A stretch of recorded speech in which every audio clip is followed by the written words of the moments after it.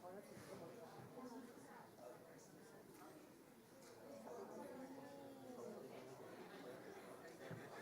我望下出邊Julie 放生人啦，我望下應該唔會再。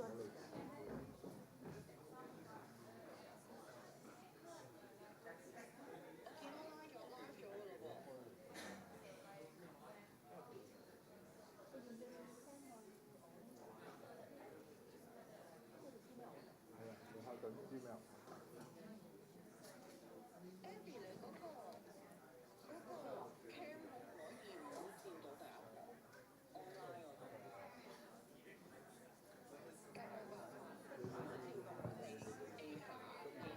呢個係唔係聽咧？就邊就係啦。啊，好得。係啊，即係唔係，應該仲有個免費碼俾你嘅。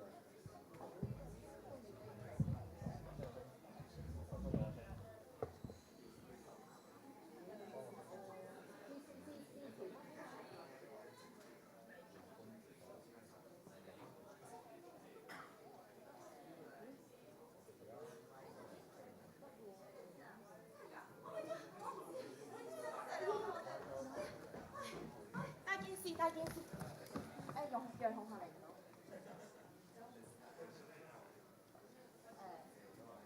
改一改。要改人控下。冇啊，三高嚟嘅，三高唔會打。冇。我要改。嗰陣。呢字喺邊度？我電話咧？係啊，呢字我要改翻㗎，嗰個阿楊學嚟。講緊出嚟。但我而家 switch 去呢部機啊！你可以喺呢度改，呢個呢部真係你，咁真係你。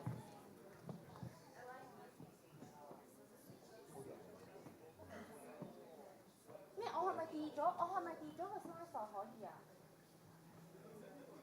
我想要多。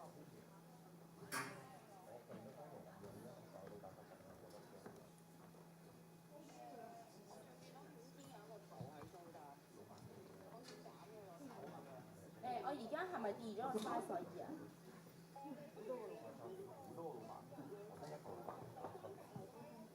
哦，咁我 high 咗佢啦，好唔好？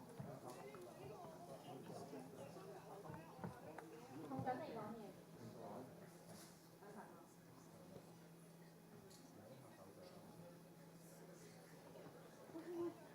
你好怕捉唔到佢幾時話？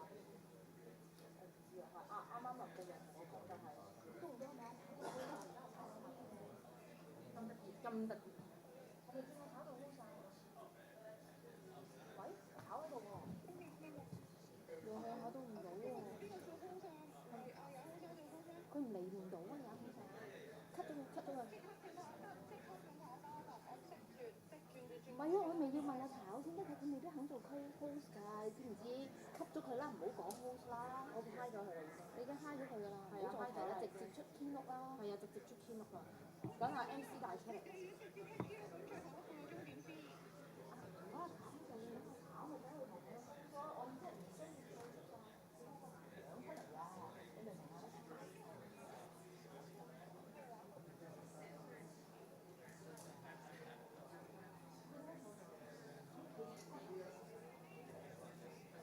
唔係，咁你而家都 delete 咗，你唔需要知道啲咩？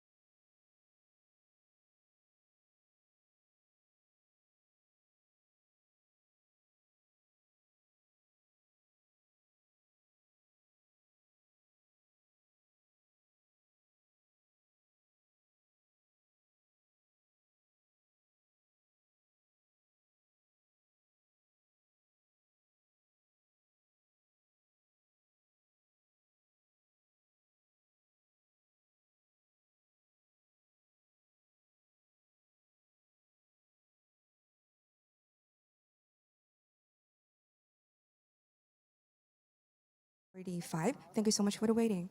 係啦，講係自己係 host 咁樣嘅，係啦，咁然後咧就到翻嚟，咁然後可以開始呢個 start。係咯，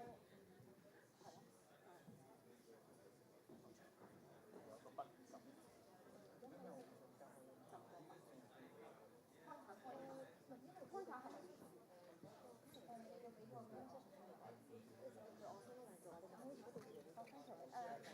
有片㗎嘛係？OK。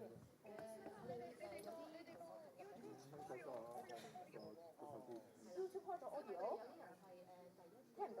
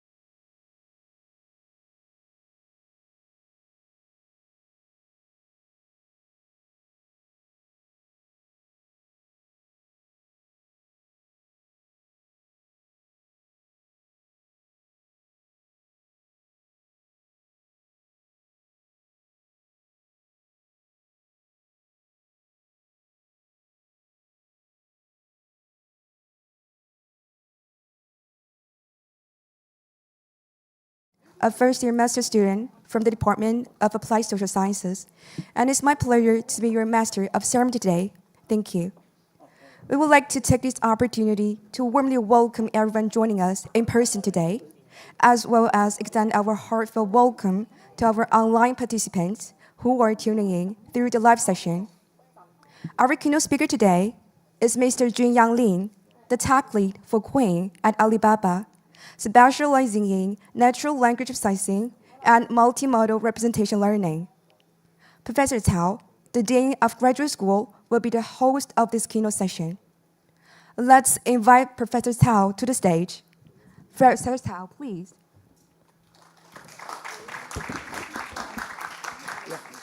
And Mr. Lin and Professor Cao, please. Okay, thank you. Good morning.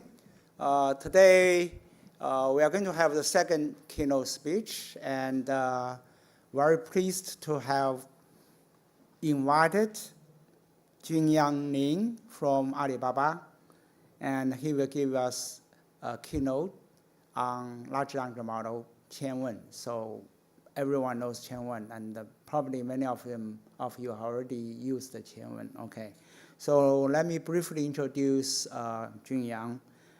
He's a senior staff engineer at Alibaba, currently serves as a tech lead for Qianwen, which is large language model developed by Alibaba and his team. His research areas include natural language processing and multimodal representation learning, with a particular focus on large language foundation models. He has published papers on top-tier conferences such as NeurIPS, RCLR, IMCML, and SL. His Google Scholar citation count exceeds 17,000, so which is a very large number. Since 2023, he has primarily been responsible for the development of the open sourcing and application of the Qianwen series of large foundation models. And the models he has developed include a large language model, Qianwen 2.5, vision language large model, Qianwen 2.5 VL, and Omni model, Qianwen 2.5 Omni, coding models, Qianwen 2.5 code, etc. So without further ado, let's welcome Junyang to give us the talk.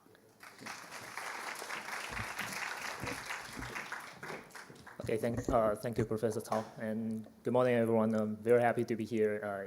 This is my first time coming to PolyU to share Quen to all of you. Quen is our large language models, and I will give more introduction to you.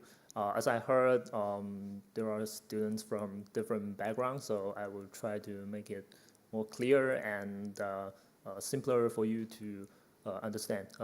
No too many technical details, so don't worry about it. Yeah. And before I start, I would like to share some important links to you so you can access these links to understand what we are doing better. The first one is Quen Chat. Quen Chat is our chat interface, which is initially developed for developers, and then a lot of users come into it, so it becomes like this. It is a chat interface. You can interact with our latest model, like Quen 3, 235 billion, and you can upload documents and upload images because we have combined these things together, so it is easier for you to use it. And we also have Omni model, so you can play with the button at the right, which is for voice chat and video chat, so you can chat with AI, and you just talk, and then it will respond to you simultaneously. Yes. And this is a chat interface for you to play with our products. And the second one is our blog. Every time we release something or we open source something, we will share a blog there. There will be some technical details, so you would like to know what Quen is doing, and if you are working in AI, I think you will find it interesting to read our blogs. And as we open source, this might be a very big difference from us with other companies, because there are a lot of large language models, but they are proprietary. But most of our large language models are actually open source. So you can check our open source project at GitHub. So there are a lot of repos there. As you know, when we open source AI models, we actually open weighted the checkpoints, or we call it the model weights. So you will find the model weights in Hugging Face and model scope. I don't know if you know model scope. I think people from China mainland will know model scope. It's also a place for you to play with the checkpoints. It will be something like this. There are a lot of checkpoints. You can use it with Hugging Face transformers. If you play with transformers today, it is very easy for you to use large language models. You don't need to learn too many codes. You just use transformers, and also a lot of things like VRM, llama.cpp. It is actually simple for you to play with large language models. Yep. These are the important links. Yes. And I would like to introduce more about what is Quen to all of you, because I think some of you may not know what Quen is. Quen is actually our large language models series. It is actually more than large language models, because we have extended it to multimodal models. It can understand vision, it can understand audio. Now it can even generate audios and generate images, and I will show some more things to you. So why it is called Quen? You'll find this name a little bit special, because its initial name, it's called Qianwen, Qinmen. That Qianwen, it is actually very hard for foreigners to pronunciate, as we understand. So we try to make it simpler, so we call it Quen. This is why it comes from. And Qianwen actually stands for thousands of questions, so you can ask it whatever questions that you like. Yeah. And we have open-weighted a lot of model checkpoints. There are a lot of downloads. And what we are actually really proud of is that there are a lot of models that are fine-tuned on Quen, which means that we provide a basis. And based on our models, there are a lot of people using their compute to fine-tune their own models for their usages, for example, like education and also medical, as you like, for your downstream usages. So there are a lot of downstream models based on Quen. And Quen is actually multilingual. I think that there are a lot of people who has the initial impression that Quen might be bilingual, Chinese and English, but it is actually not. It has been multilingual for years, and now it can support many languages and dialects. It supports over 100 languages and dialects, so it will be easy for you to use it. And we also chat with developers from a lot of countries. They will give us the feedback. So if you are using our models in your own languages, and if you have any feedback, please let me know. Yeah. Let me show you what we have been dreaming of and why we are building large language models and large foundation models in this way. Yeah. So the first question is, we hope to build a generalist model, and today we call it a generalist agent. What is agent? Just based on your understanding, agent is just like a human. We hope AI can perform like a human. They can think, and they can use tools as a human can do. But I think there are two keywords. The first keyword is the most important one, is smartness. It should be smart. So what is smart? It should be capable of long horizon reasoning. Long horizon reasoning, which means that you can, like human beings, when you think of a question, you can think for a long time. Think it for days, think it for months. So is it possible for AI to do this? Just think it for a long time? I don't know if you heard the news that Claude can think for 7 hours and it can solve a very hard problem. So we hope that AI can do this. Think for a long time, solve a hard problem. That is long horizon reasoning. And the second thing is it should be capable of interacting with the environment. For example, when you first play with the large language models, it is just like a chatbot, right?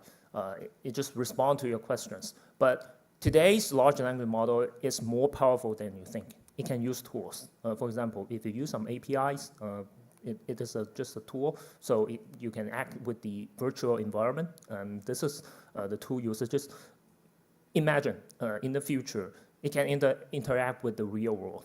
It is actually quite possible. Today, I have some friends. They are building robots. They just send they just ask the large language model to send the JSON commands and just send it to the robots, so you can interact with the real world environment. So this smartness, it is actually what we need. And to take a step further, we hope the model can have the memory. When you play with the large language model, every time you restart, this is a new language model. It doesn't understand what you have done, what you have chatted with, but you hope that it can understand what you think. It should be personalized, and it should even think actively, and not just passively. Not just you ask it something and it responds to you. It should be think actively to solve your problem. This is what we imagine what an assistant like. So more than smartness, it should be omni, just like a human. You need a smart brain, but you also need eyes and ears. Eyes and ears don't make you smarter, but you always need it. So you should make it really omni. Omni is actually from two perspectives. The first thing is understanding. The model should understand information from different modalities. We actually focus on 3 modalities: text, vision, and audio. So vice versa, it should be capable of generating contents in different modalities, like text, audio, and images. So today you will find today's generative AI, it can do a lot of things. It can generate text. You have a like audio generation model, so like TDS model, it can generate audio, and also you have like stable diffusion things. It can generate images, and today we have video generation. But whether we can combine it together to make it really, really smart, because today's models are actually separate. So this is what we are dreaming of. We hope to build something really omni, and these are the 2 keywords. Years ago, we have built a word called OFA. It is actually in 2022, before ChatGPT. We just did a simple thing. We try to endow information from different modalities and different tasks into a single model with pre-training. And then we fine-tune it on the downstream task. We found that in each downstream task, we can achieve SOTA performance. This is actually, this was something actually surprising to us, because at that time, if you would like to build a SOTA model, I don't know if you are working in AI for many years, you will know that, well, if you would like to build a SOTA model, you should focus on this task and just use the data on this task. But it is very hard for you to have a generalist model and perform really, really well on the downstream task. But at that time, we found that, well, it is actually possible. So we would like to take a step further to make a AI system, just like you imagine. This is an AI system looking complex, but it's actually simple. You have different modalities from your input, and you would like to generate different modalities, right? So you will need something like processors. So you would like to process information from different modalities to representations. And then you have a universal model just at the center. It can understand representation. It just, process these things, and it can output anything as you like. If you have output processor, you would output it, process it to any modality that you like. You have different tasks, so you will need a scheduler to just schedule the task to make the AI system capable of working and training a really, really smart AI system. But we had a problem. We had a really, really big problem, is that we don't have a good universal model. We don't know what is a good universal model. So we have trained a lot of models, just like encoder-decoder and encoder-like model. I don't know if you know BERT or like T5 or encoder-decoder model. We try to retrain it, but it is not that smart as we expect. I would like to make it even simpler. It's just like that. It is just like a brain. And it can understand, it can accept information from different modalities, and it can output information from different modalities. But the key is actually the brain. The brain has a lot of neurons, so how can we build a really, really smart brain? So after ChatGPT, we found that, large language models might be the answer. If you train it with a lot of data, just scale data on a large neural networks, it is actually something possible for you to build an AI that we expected. So this is what we have been, why we are so excited in this field, because it is really consistent with what we did and what we expected. So what we have done, I will give a timeline. Actually, we have released our first Quen in 2023, but we actually came international since 2024. I think many of you may know us in 2024, because I still remember that last time I came to Hong Kong, I went to CUHK and Hong Kong University, and then I just asked, I don't know if you know Quen, that at that time a lot of people did not use our models, but today we found that there are a lot of people using our models. And Quen 1.5 is actually a landmark of our Quen series, because we try to make it really multilingual. I still remember that we try to use our post-training to make it adapted to main languages like Spanish, Portuguese. Then a lot of people in the whole world can use our models. And this is a landmark Quen 2.5. And we also make it capable, make it easier for you to use. At the beginning, when we open source our models, we just open source it in Hugging Face. And we just think that, if you can use transformers, you can use our models. But actually, there are a lot of people interested in AI, but they are not familiar with coding, even coding with transformers. So there are a lot of tools. For example, if you would like to deploy a model for your services, you would like to use VLM. Today we have SGLang.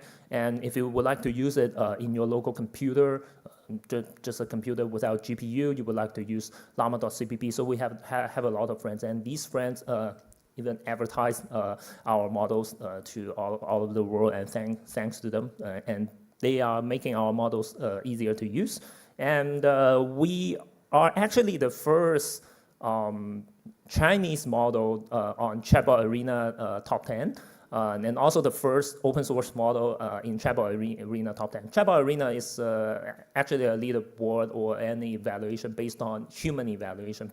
People vote blindly for which model is actually better. So this is why it is a really popular leaderboard. And we had new series like Quen 2, and then we have Quen 2.5. I think there are a lot of people using our Quen 2.5 because we have a lot of sizes. We developed our models, and we found that, well, there are a lot of people interested in our models, but they do not have enough GPUs. They do not have enough computes. So we have smaller models. I still remember that when we first open sourced the 1.8 billion really small models, I was a little bit curious because my colleagues just asked me that, well, Junyang, why not open source a small model? And I just asked, why? Why we are going to do this? The small model is not that smart. It is really, really stupid. And we just did it for experiments because we need to evaluate whether our data sets are good. We scale it up to better models. And then he just told me that, well, there are a lot of people, they do not have compute. If you do not share your small models to them, it is very hard for them to graduate. They cannot publish a paper. Yeah, and this is why we are releasing small models. Even we have 0.6 smaller models, and then there are a lot our customers because I'm actually working in a Alibaba cloud. So we have customers that they are working in cell phones. They would like to deploy a model on a cell phone, and then we have 3 billion and 4 billion models. So different sizes for different usages, and this is why there are a lot of people using Quen 2.5 because we have think about it. And we also had maybe the best, still the best, local coders. For example, if today you would like to have a coder, you would like to have a large language model really good at coding, you may use Claude, you may use Gemini today, especially using Claude. But if you would like to use it locally, maybe Quen 2.5 coder is still the best. We are going to release the new coder maybe this month or next month, and we hope that it will help you with your coding locally because people would not like to share their information to the API companies. And this is what we have done in 2024. We were actually confident, and then we try to reflect what we have done right and what we have done wrong. We had a feeling that our models are good, but not that good enough. We would like to be the best models. Maybe we are one of the best models in the open source areas, but comparing with the proprietary model, comparing the best models, especially in the United States, we may still have some gap. So we have some reflections. We would like to have larger models. Maybe you think that it is hard for you to use 72 billion parameter model. It is really, really large, but actually it is not large enough. It is not even over 100 billion. It can be even larger. So we need large models. But if you just scale up your dense models, it will be really, really slow because every time you need to compute your tokens with all of your parameters, it will be really, really slow. So how to balance the effectiveness and the efficiency. So MOE is a good choice, and this is why people are doing MOE models. Just as you said, seen the DeepSeek model, they are MOE models, and if you know a lot of models in a lot of companies, they are actually MOE models. I would share some more details about what MOE model is. It is actually simple, and we need to scale up our compute, not just on pre-training. Pre-training is just like you are condensing the world knowledge to a neural network just by next token prediction. And this is why we are spending a lot of compute because the model is actually large, the data is actually large. You would like to condense it to a neural network, it is actually hard. But today, we have a new hope. We need to scale our compute in reinforcement learning. Years ago, because I was doing NLP, we actually had no belief in reinforcement learning. We just think that, well, if you are doing reinforcement learning, you're actually doing something useless. But today, the foundation model is really good. You have good foundation model, and we found that, wow, RL may be exploring new capabilities more than the knowledge that you condense into your neural networks. So you need to scale up your compute in RL, and this is why we have today's thinking model, just like O1, just like DeepSeek R1, things like that. And we need to unify all modalities, because previously you are building, you are in NLP, you are building large language model, you are in CV, you are building vision language model, but actually they are based on the same thing. You can extend it to every modality, so it can achieve something just like we expect. Understand different modalities, generating different modalities, and this is our reflection, and this is what we are going to do in this year, and also what we are doing.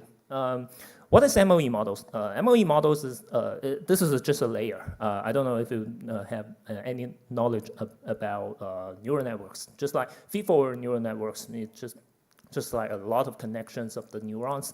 But for mixture of experts, which means that you can choose the best experts or the best feed-forward layers for you to pass. So it will be faster and faster, faster than the previous dense models, because for the dense models, you need to process your tokens with all of your parameters, but this time with mixture of experts, for example, you have 16 experts, you just need to choose 2.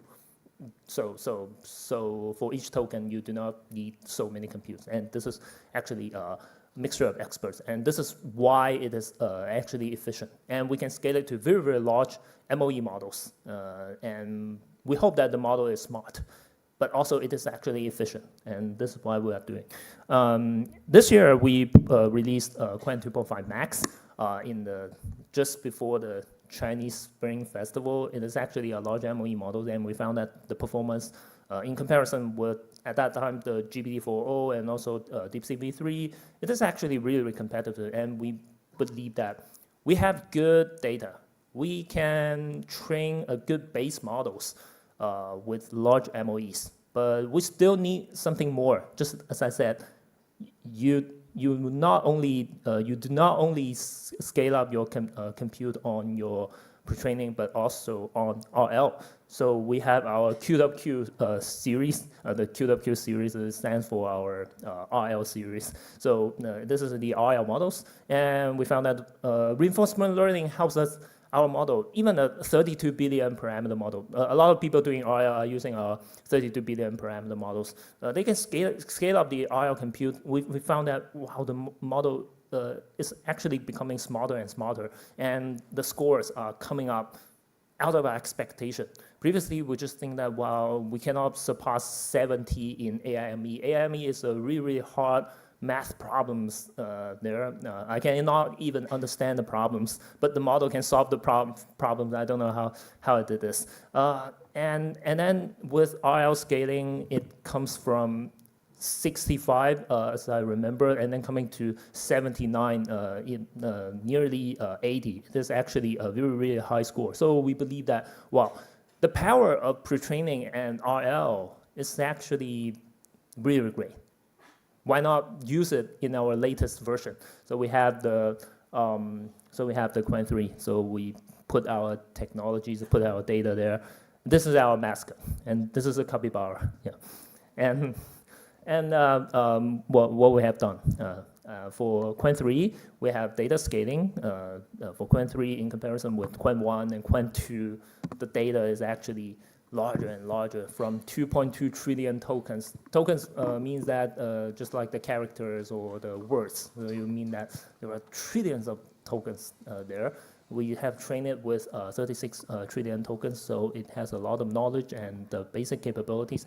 And then we align it with our post-training, just as I said, you're using SFT and RL to achieve this. And the performance of our flagship model is an MOE model, which is 235 billion in total parameters, but for each token, it activates only 22 billion parameters. So it is actually efficient. This is the logic of MOE. In comparison with O3 Mini, it is actually competitive, a little bit lower than at that time Gemini 2.5 Pro. We are still improving our models. And we also have some smaller models. This is someone really, really popular because we have checked the Reddit discussion. There are a lot of people using our MOE models. They are using the 30 billion activate 3 billion. It is really fast.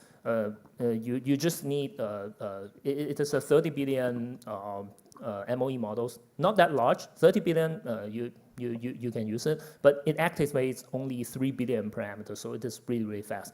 And if you compare with our last version, for example, if you compare Qwen 3 30 billion, activate 3 billion with QWQ 32 billion, you will find that the performance is even better. So you find that, wow, it is much faster, but performance is even better, so people are going to use it.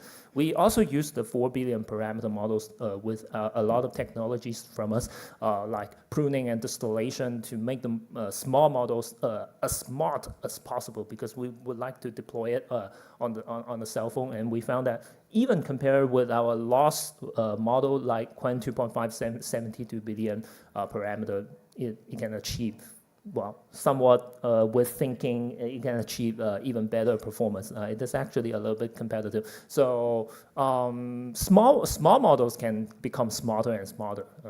Just if you try our 0.6 billion parameter model, we have 0.5 billion in our last version. If you compare it, the previous ones are really, really dumb.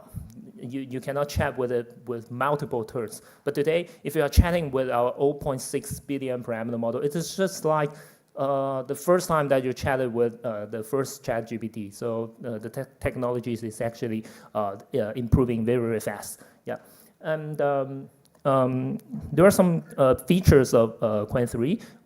This time we have hybrid thinking modes. What is hybrid thinking modes? So there are thinking and non-thinking. Thinking, which means that you respond to the questions with your step-by-step thinking. But I just don't think it is really thinking. If you are using QWQ or using DeepSeek R1, it's just like talking to itself. It's just continuously talking to itself, and then the answer is. But the quality of the answer improves quite a lot. And this is actually thinking. You are reaching the intelligence, but usually we actually need non-thinking mode. You would like to answer it really, really fast. There are a lot of simple questions. You just ask the chatbot gives you an answer instantly. And this is the non-thinking mode. So the problem is here. Why not combine it together? Why not combine it together so you have a single model, you can use 2 different modes. You do not need to download different checkpoints for different usages. You just like to use it with a single model. And this is what we hope that it can help you. And we have thinking mode and non-thinking modes hybrid together. And it has another feature called dynamic thinking budget. And what is dynamic thinking budget? I can use this figure to show you how dynamic thinking budgets can help you and how we found this. Yeah. For example, if you have a very, very hard problem and the model needs to think for many, many tokens. For example, it needs to think with 16,000 tokens to answer the questions.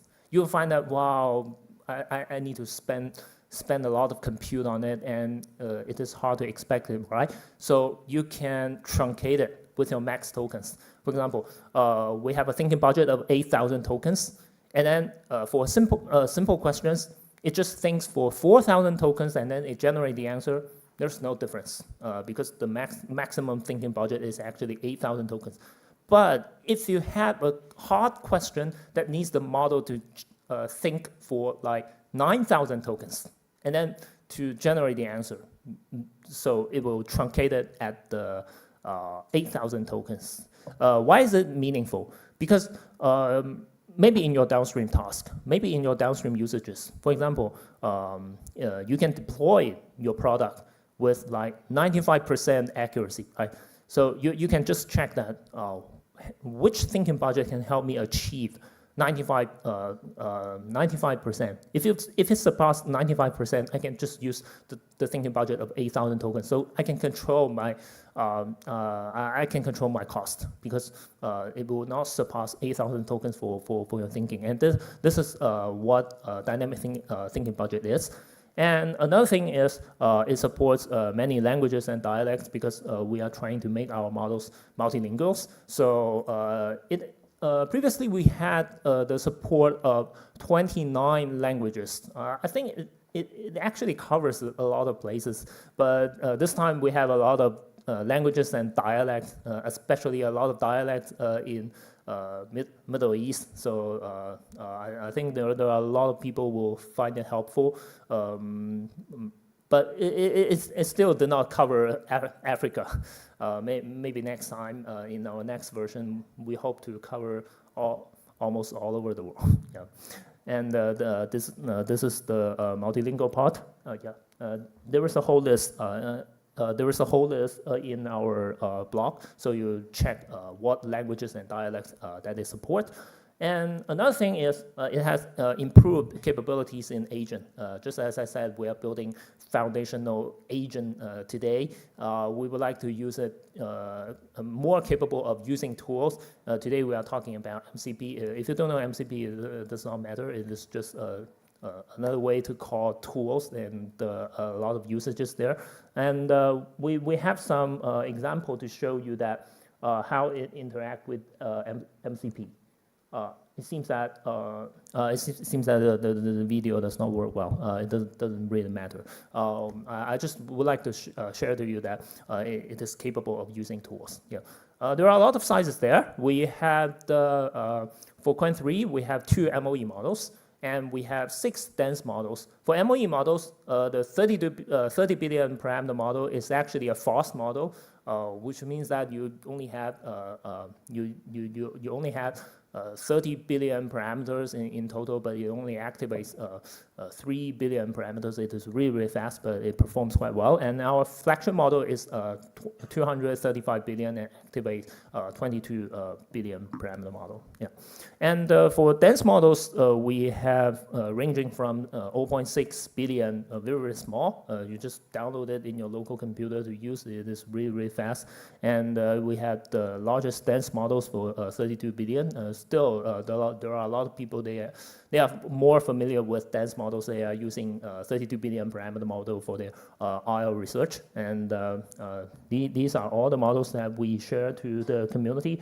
But to take a step further, we use our small models to make embedding models. I don't know if you are doing research in embedding, because for search and recommendation, people just need to use the embedding to find the similar things. So we use the small models. If you would like to build an embedding model, you hope that it is strong, but it is small. You would not like it to be very, very large.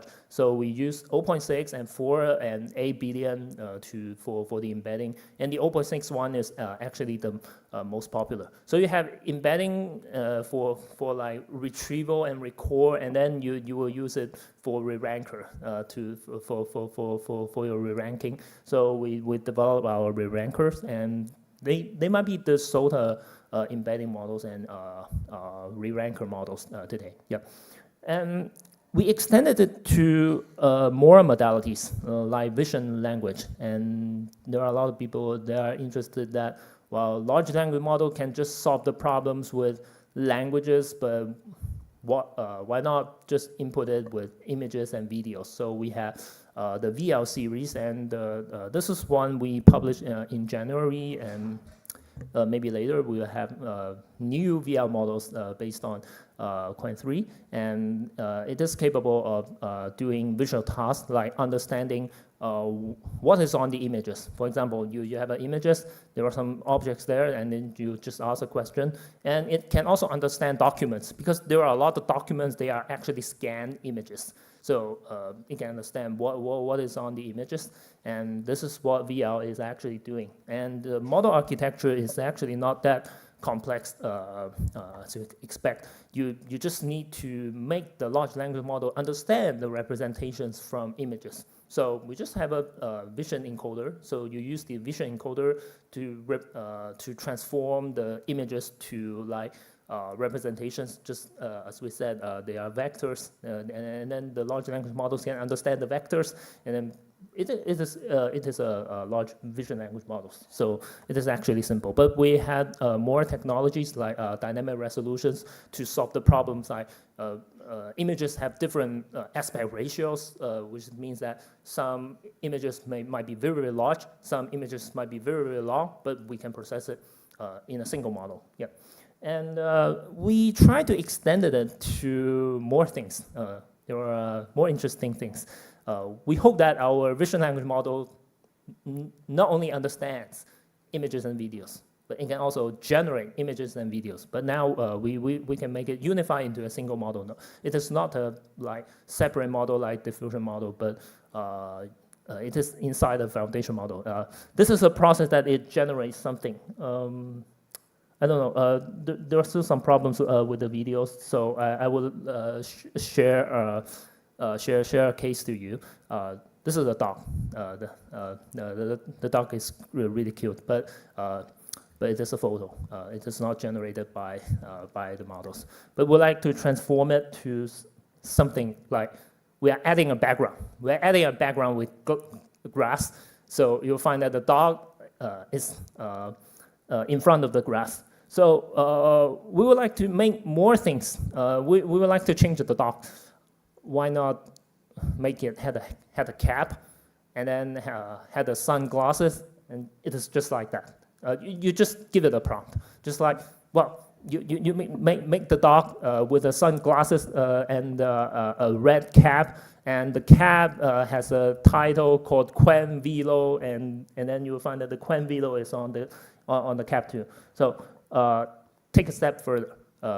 There is a popular style called Ghibli style. I think you know Ghibli style. It is just like that. Well, and then it turns to Ghibli style. And then you will find that while Ghibli style might be so popular, why not another style like this to make it a little bit 3D? Okay, it is actually 3D, but it's still the same dog, just transforming without a lot of drastic changes. Make it a little bit more drastic.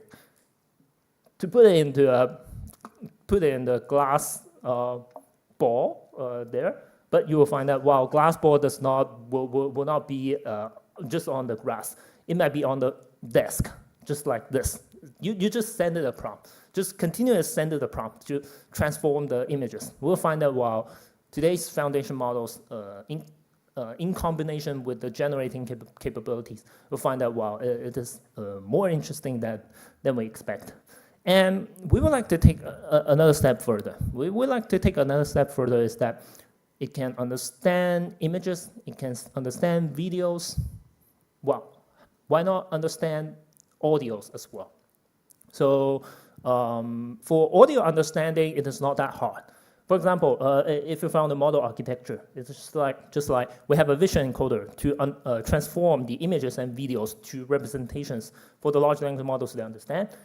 And then it can transform the audios to representations for large language models to understand as well. So this is the Omni model, the logic of the Omni model. But we need another part for it to generate the audio. So we have a thinker-talker architecture. The thinker is actually the large language models. But for the talker, it is just like a TTS module, but they are trained end-to-end. They are trained end-to-end so it can understand audios better, and it can, based on the understanding, it can generate audio. So this is why we have a lot of usages like audio chat and video chat, because it is actually end-to-end, so it will respond to you nearly simultaneously as you just ask the question. It is really, really fast. And this is the Omni part, but the Omni part does not run that fast as we develop our large language model because it is still something new. But we have something making us happier is that it can achieve. It is a 7 billion parameter model. It is actually a little bit small, but for the 7 billion parameter model in the audio benchmarks, it achieves very good performance, nearly SOTA. And for vision language models, it does not have the performance drop.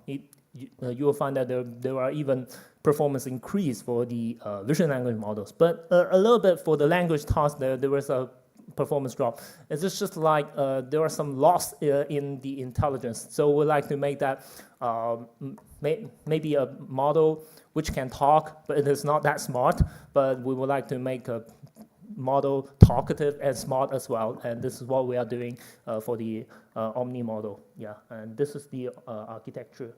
Still, I don't know, it can have the audio, but there are some cases in our blog, so you can play with it. There are some problems with the audio. Yeah, and as I just said, we are actually different from a lot of model builders.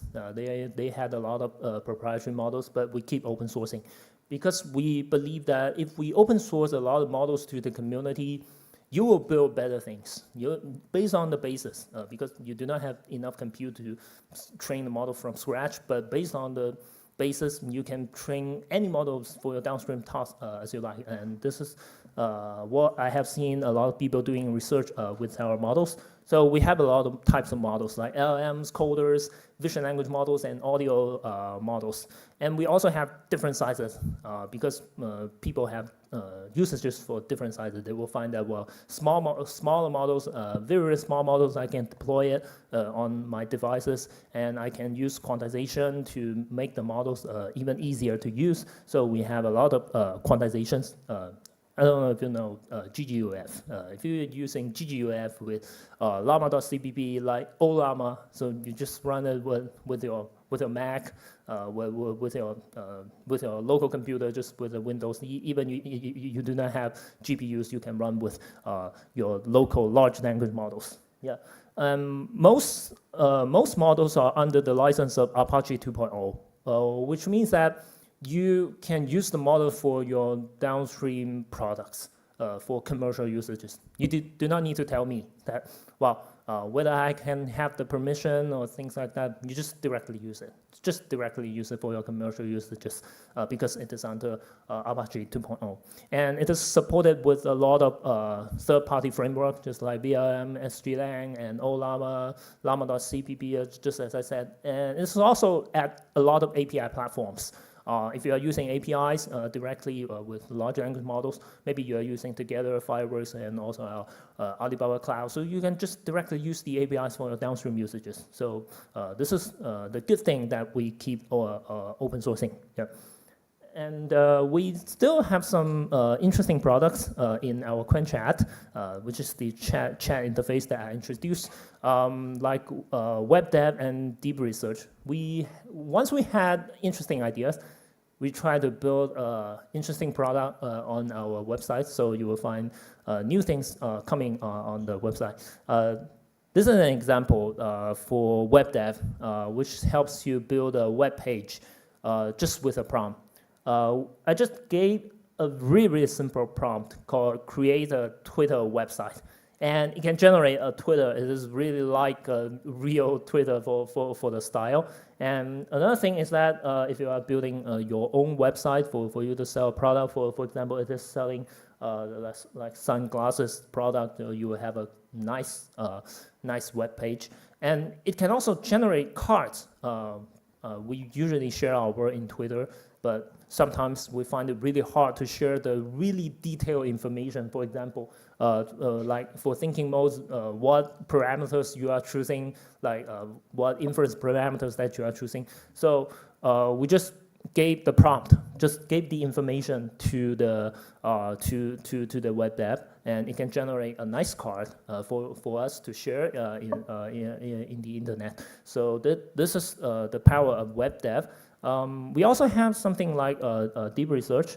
If you are playing with deep research, and so you'll find that it can generate a report for you. So there are a lot of interesting for you to discover, so you can play with it. And to conclude, I would like to share some more things about what we are going to do next, yeah, and for the future work, yeah. And the first thing is that we still believe that there is still a lot of room in pre-training. We still believe that there is a lot of room in pre-training because we found that once we scale our data set, we had significant performance even at this time. So we still think that whether we can have better pre-training model. And there's still a large room in what is a good pre-training model for reinforcement learning, because previously we did not invest so much in reinforcement learning. So we are building pre-training model just maybe best for SFT. What we usually did is actually like we have an evaluation for your SFT, we had an evaluation for your pre-training. If the evaluation of pre-training is possibly correlated with the evaluation of SFT, so we know that we are building good pre-training model. But today, you are going to align your evaluation of your pre-training model to the evaluation of reinforcement learning. So maybe previously we built a good pre-training model, but it's not that good for RL. So you will find that there are different base models in the community, but some models are good for RL, but some are not. So we are going to do the research in this part as well. And another thing is that as we are using RL, you can use your imagination. Training with RL is actually really different from training with next token prediction. For example, if you are using next token prediction, you are just align your question and response. Just ask it to align the question to generate this right response. But for RL, it is just like you can generate anything, and then you give a reward to it. So you can give very, very complex tasks to it. For example, today you have an issue. You would like to send a pull request to solve the issue, right? This is what programmers usually do every day. So you can ask the model to do this. You just give it an issue, and then it tries to solve the problem. It is really amazing. It can open a folder, and then it checks how many files are there, what files are there, and then, well, there might be related files, and it opens the files and found that, well, there is a part of code it is problematic. So it is actually multi-turn. So open the folder, get the feedback, and then decide what to do next.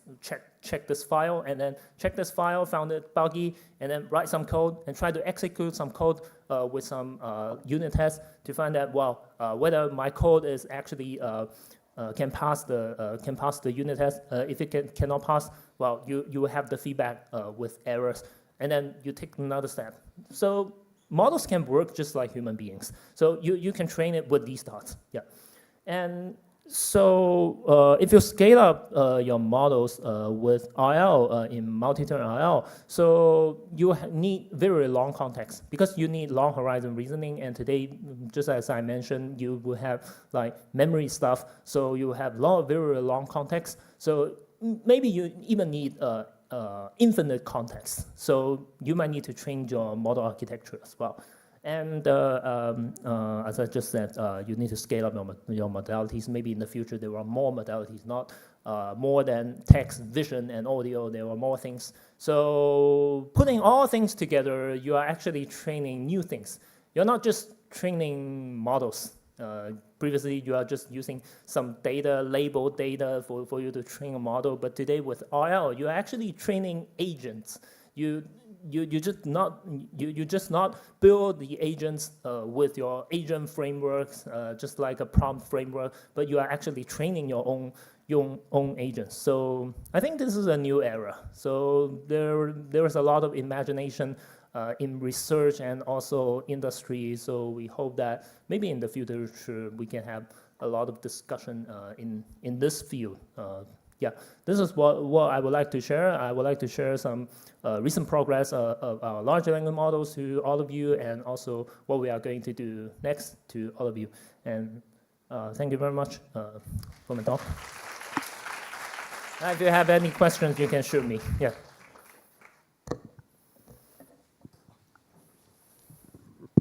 Okay, thank you for a very wonderful talk and very informative for Quinn. Different feature models, capabilities, etc. So now I will open for questions.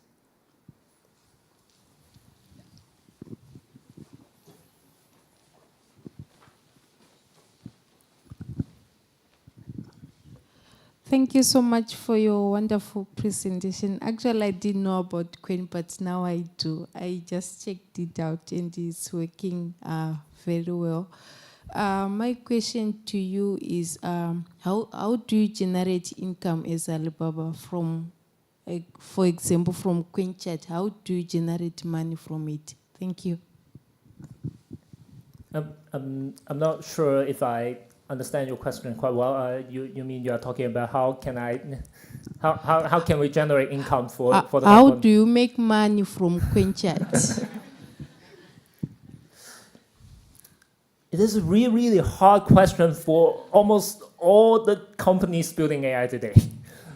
We are actually spending a lot of money for the intelligence, but whether intelligence is actually really correlated with making money today, I think it will come to a final problem is that whether it empowers your productivity, and this is what we are thinking. Today, we are not making enough money, even for ChatGPT.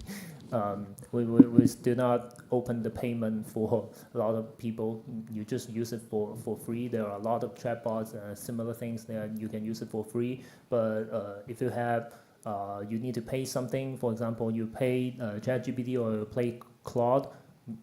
For example, I pay Claude for its coding. Just coding just empowers me to build new products, and this is why you should pay for it. And this is what we are doing to make it capable of long horizon reasoning, and especially good for coding and also multimodal, because we would like that it will empower the productivity. So it depends. It depends on how we empower the productivity. But there is another way. For example, you are selling APIs. Because there are a lot of people using APIs to build their downstream products. We do not know how to build a downstream product, but we can build the APIs for it to use. So we are selling the tokens. For example, for each token, it costs how much money, and you just pay for it, and we just earn the profits there. Yeah.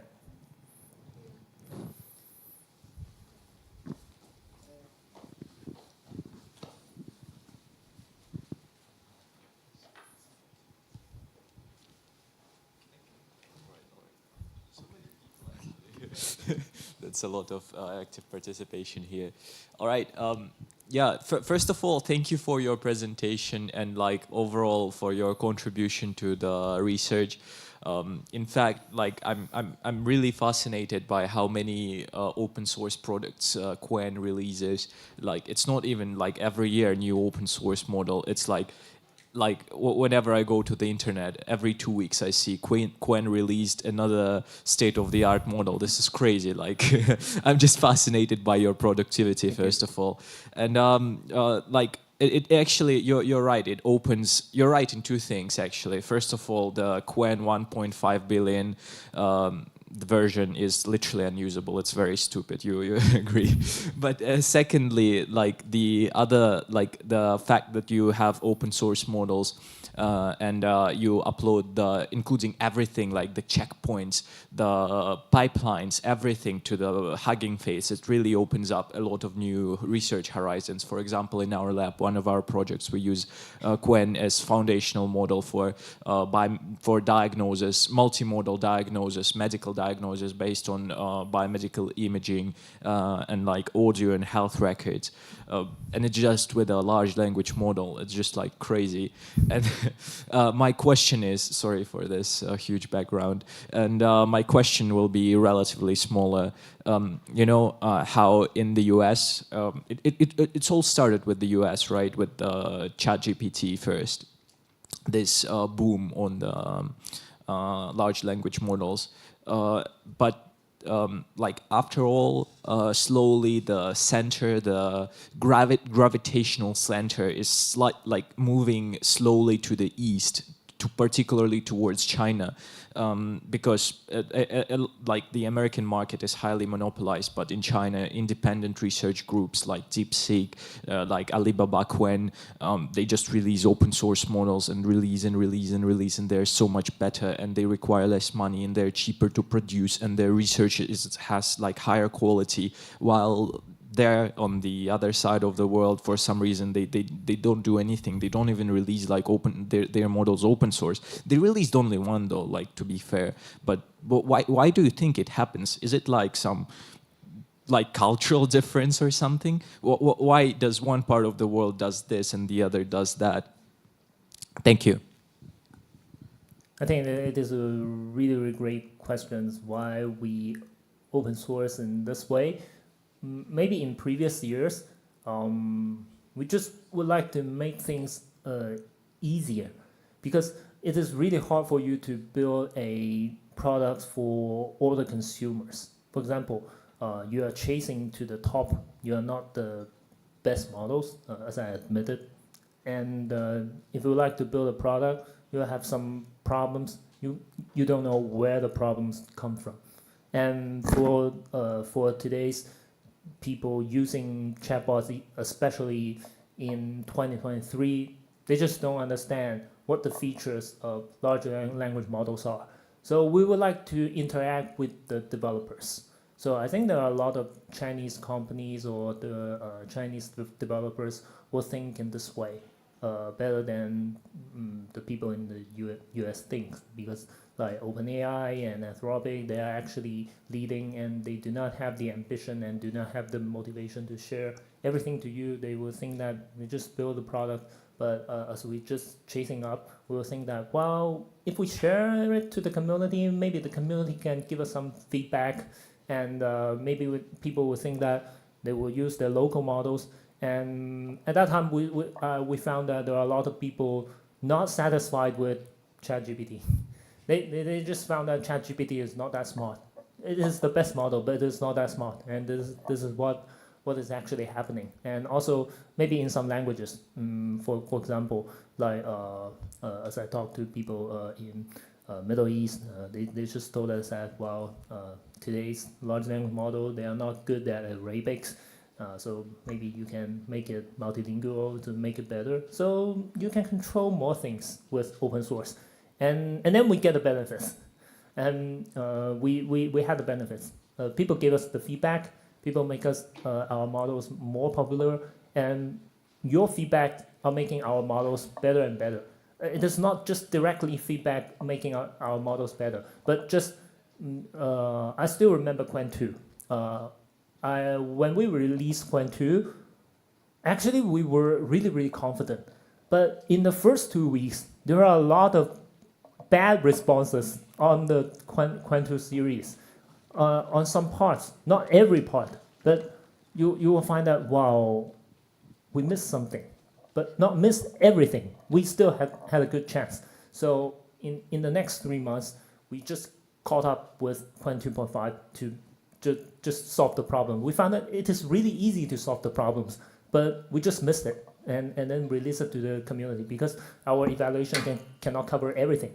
So this is why we are interested in interacting with the community, and we still hope that it can better help us to achieve the intelligence. I think today's gap, I don't know what you are feeling today's AI. The gap is actually smaller and smaller, not just East and West, but for different companies. So in this year, we might think that what we can do for the humanity better.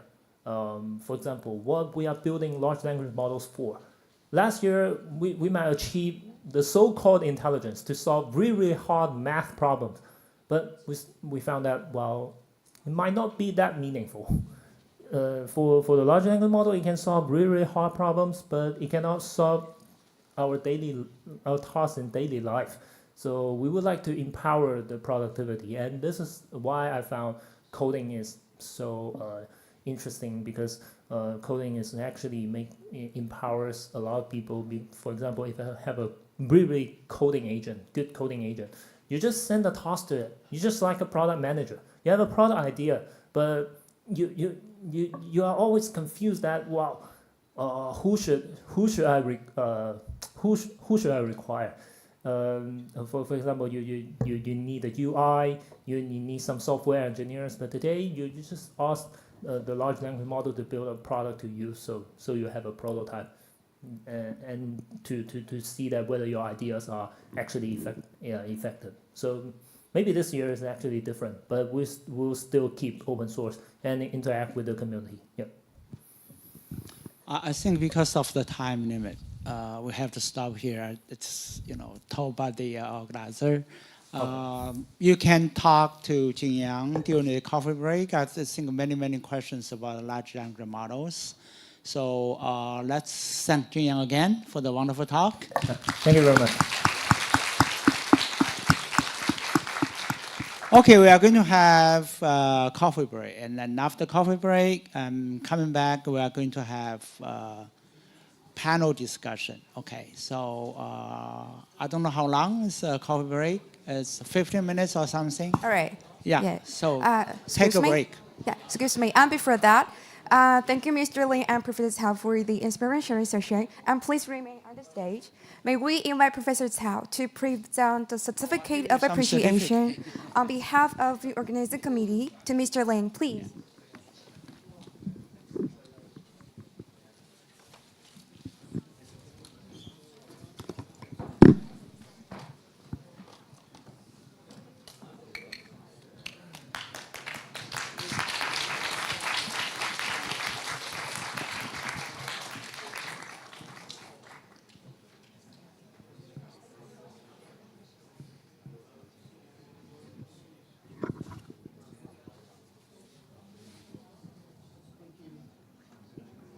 Thank you very much. And this comes to the end of our keynote session. Before we have the break, as a conference participant, you could also enjoy mental wellness activity at Res Hub, AG 057, next to the entrance of this building. You could relax and connect there. The tea break is served outside. Have a quality time then. And please come back in 15 minutes. The next session is a panel at 11. Thank you so much.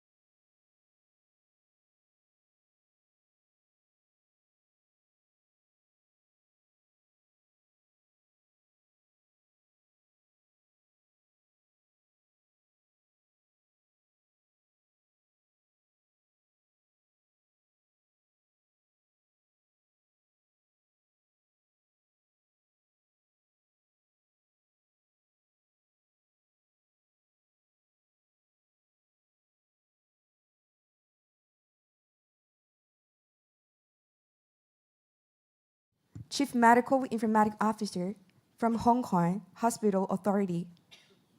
Mr. Junyang Lin, Tech Lead for Queen from Alibaba. Professor Daly Shum, Dean of Faculty of Health and Social Sciences. Professor Hongxia Yang, Associate Dean of Faculty of Computer of Mathematical Sciences. And Professor Lin Yang, Associate Professor, School of Nursing. Our moderator is Professor Jiannong Cao, Dean of Graduate School. Now, we pass the stage to Professor Cao. Thank you. Okay, good morning. So welcome to this panel, and we have invited well-known scholars and leaders from government and industry and also academia. So as you see, today's panel discusses the collaboration between the government, industry, and academia, how we can collaborate and doing research, doing the real-world applications for sustainability. And already, actually, our panelists have been introduced. I'm wondering if I need to have a more detailed introduction to each of you, or we just go straight for the discussion. And you can see today we will have each panel member sharing with us first. They will give 5 minutes, okay, presentation talking about their insights, their experiences, and then we sit down and we have questions for them from both me as a moderator and then from the floor, the students. So be prepared to ask questions.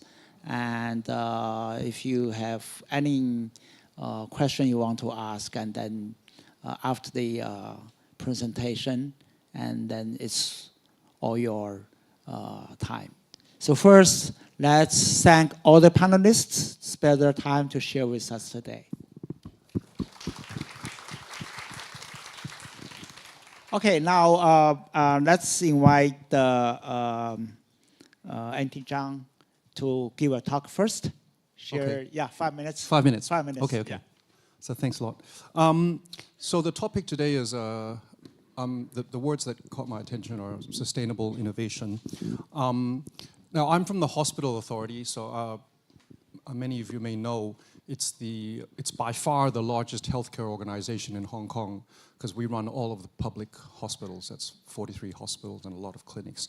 So the majority of Hong Kong healthcare is being delivered in the Hospital Authority. Now, so we're a healthcare delivery organization. So why are we talking about this topic of sustainable innovation? And the main reason is that, well, we have been doing it for a long time. So I joined in the early 90s when we had no, IT or anything like that. And we've been building up to today where some of you may know about HA-Go and all these things. And we're also helping the government build up their e-health system. So there's a lot of digital health stuff being done in Hong Kong. I would say Hong Kong is, a leader in the world in this regard. But within the Hospital Authority itself, we face a lot of challenges to do with, as the population gets older, you guys haven't reached that point, most of you yet, but most of Hong Kong is getting older, as you know. And as you get older, healthcare needs increase exponentially, right? It's not a linear thing, it's exponential. So you have this massive increase in the need for healthcare. At the same time, we are unable to, have enough doctors and nurses. So you all know about the need for a third medical school and all that. So there's this huge demand, but the supply is unable to keep up, just not possible. So we have to look at how can we change the way that we deliver healthcare using modern technology, and that's where it comes into the innovation part, is can we introduce new technologies, new service models that are based on technology to improve that problem. Now, sustainability is the other part of that. So there's two aspects to that. First of all is that the Hospital Authority is almost entirely government funded. If you go and seek care of the Hospital Authority, it's very cheap for the patient, but it's very expensive for the government because they're paying 98% or something like that of the bill. And so, it's all public funds.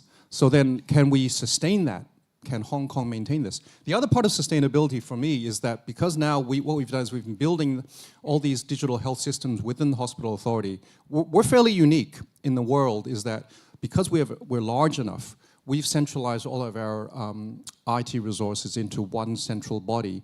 So we have quite a bit of scale, and we build all of our own systems. But then once you do that, you have to keep on doing it because we are now reliant on these systems for healthcare.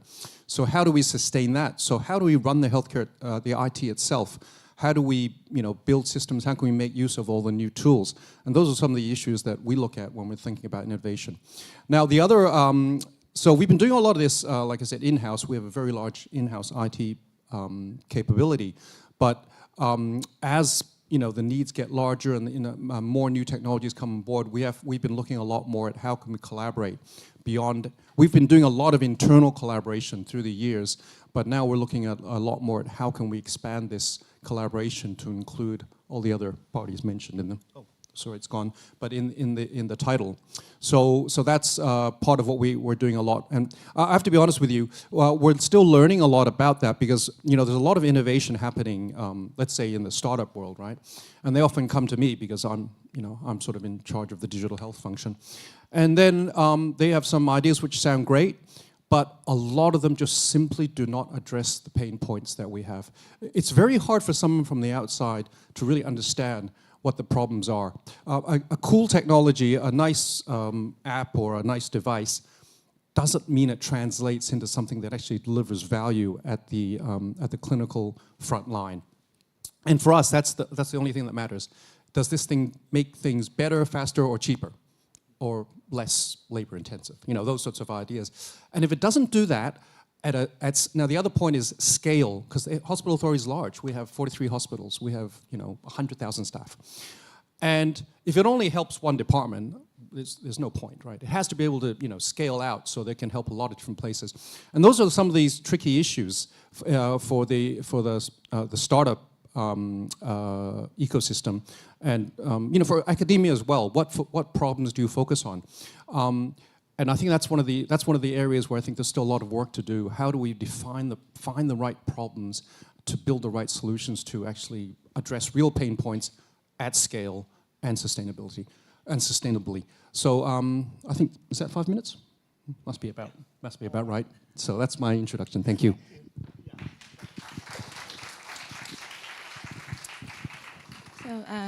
So my name is Lin. Actually, I'm purely academia side, and so it's a great honor for me to share with you about my thought about this collaboration in terms of innovations in healthcare between the three parties, industry, academia, and also government.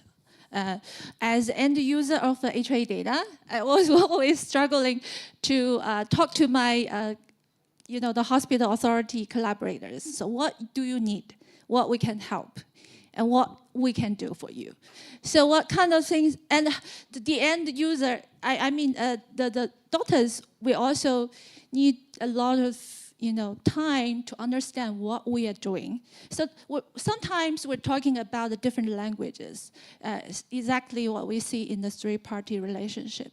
So this triangle relationship also reminds me a very basic concept of the epidemiology, because I was trained as an epidemiologist. And in epidemiology, we have the concept of the triad, including the host, agent, and environment. So that's an epidemiology triangle. So you can we can take COVID as one example. So the host, obviously, our human population, and pathogens are our agent, and environment, actually including the physical, natural environment, at the same time, also societal and community environment. Because we know we all experience a lot of impact from the policies, like control policies as well. So when I was given this topic, I was thinking, okay, what's the most important innovation in the COVID pandemic, which exemplify a very good example, or I should say a successful example of collaborations in industrial academia and also and government. So anyone, all of you can think about it. What is the most successful innovations in the COVID pandemic? Any thoughts? Vaccines, yes. What vaccine? mRNA, right? So everyone would jump up, okay, this is the most important innovation. So what's the role of the academia in this part? We know the two researchers from the UPenn actually got what prize? Nobel Prize in 2023. But before that, you know what? They're struggling for these fundings for many, many years and even at risk of layoff. So that's the trouble we're facing to get a sustainable grant. And this situation actually getting worse, I would say, because of the cut budget from the government recently. And also, if we listen to the industrial partners, we know it's hard to compete with them in terms of AI development because they have all this GPUs, they got all the data, and they have the super calculation power. We cannot compete at all. So what's the role of our academia in this rapidly developing world? It's actually a question for all of us, not for for all of us on the stage, but also from you, you know, because you are the future generation, you are the emerging stars. So that's the first question I would probably raise for everyone in this auditorium. So let's think about the second party. Okay, second party, we know what's the role of the government in development of the mRNA. Of course, without FDA, the approval for the emergency use, it's impossible to get a rapid approval or actually the use of the vaccines. So do you still remember how long does it take? Actually, did it take for this mRNA to be available for everyone? But of course, in the US first. How long? 1 year. Less than 1 year. That's a striking development and never happened in history before.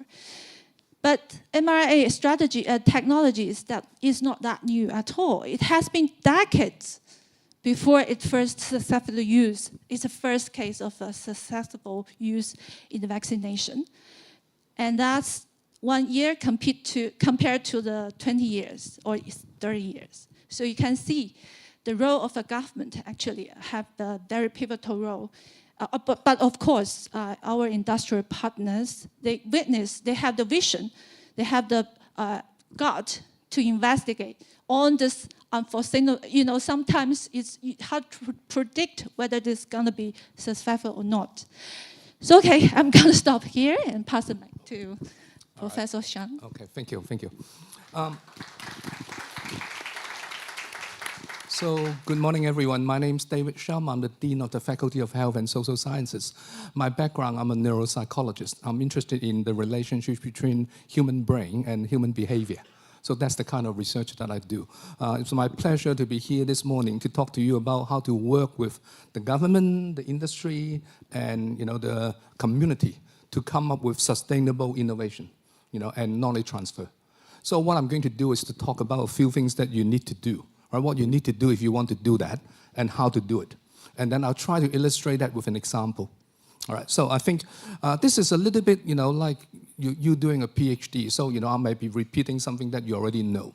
All right, so I think the first thing you need to do is you need to focus on a significant and difficult to solve societal problem. All right, for example, the COVID. For example,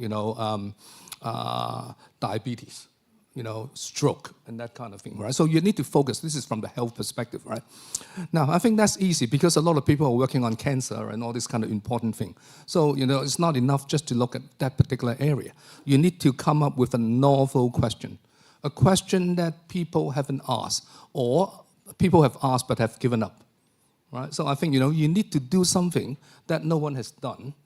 And then, you can come up with something, this is what novel means, right? Innovation. Okay? Now, and after that, you also need to have an approach or methodology that answer the question.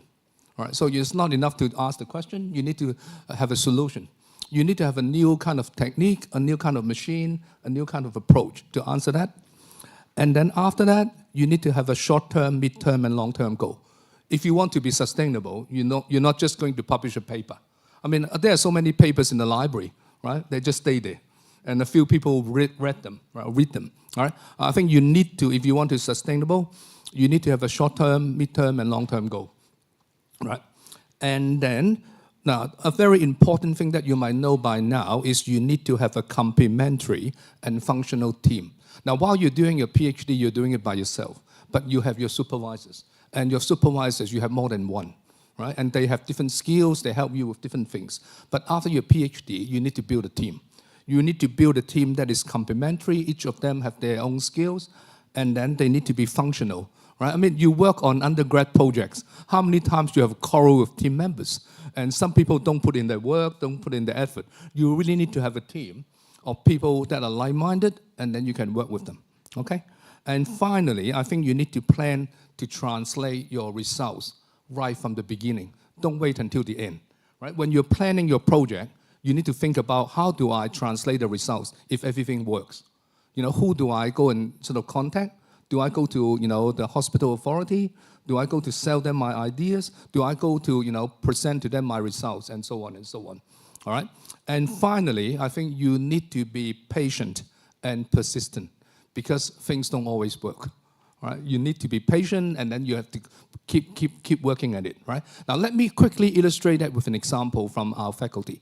Have you heard of the myopia control lenses? Have you heard of that? Myopia control lenses, right? Those are the lens that you can help you to control myopia in children, right? Before that, I think people have been using eye drops, atropine, right, to do that kind of thing. But that's not very convenient because you have to, you know, have those eye drops for about 10 years, right? And then, you know, children, sometimes they forget and so on and so on. But I think, you know, in the School of Optometry, they have designed a pair of lenses that you can just wear it normally, and then it will help you to control your myopia. Now, so this is a significant problem, a societal problem. Well, if you go to Asia, you can see that 70, 80% people, you know, have myopia, right? And then you have a novel question, because for a long time, people think myopia is something that you live with, right? You don't have to worry about it, you just live it, you know, get the lenses, and so on, right? But I think they determined to solve the problem, right? They determined to solve the problem. So what they need is like they have a solution. They said, you know, I'll work with some engineers, material scientists. By coating something on the lenses, they would help people, right, to control their myopia. Right? And then they have teams, right? They have people from engineering, they have people from optometry, and so on, right? And then, you know, I think they're determined to make a difference. So, you know, what they want is like, you know, they want to make sure that that can be marketed. So they have lined up people from Hoya, you know, Japanese company, Carl Zeiss, you know, German company. And finally, they work a long time on that. You know, they have short term, they work with animals, mid-term, they work with human, and then they have follow-up and so on. Now, let me conclude by saying that, okay, you know all that, right? You know you need to do all that. How do you do that? How do you do that? What do you need?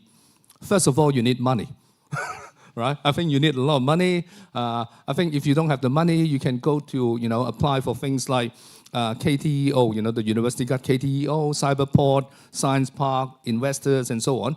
And worst come to worst, go to see your own supervisor after you finish your PhD, right? See if they got any money, right? And then, so first you need the money. The second one is you need people.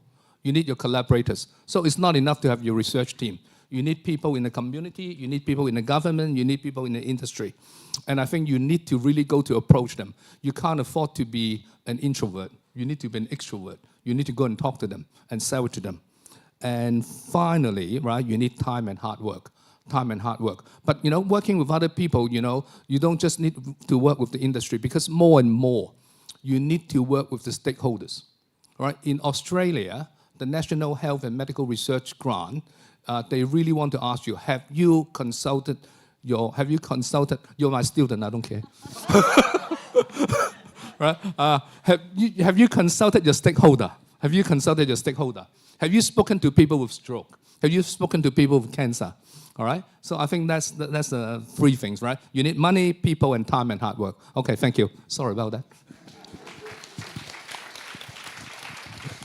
Yeah, so good morning, everyone. I'm Hong Xia. I'm currently serving as the Associate Director of Faculty of Computer Science and Mathematical Science, and also I'm serving as the Executive Director of PolyU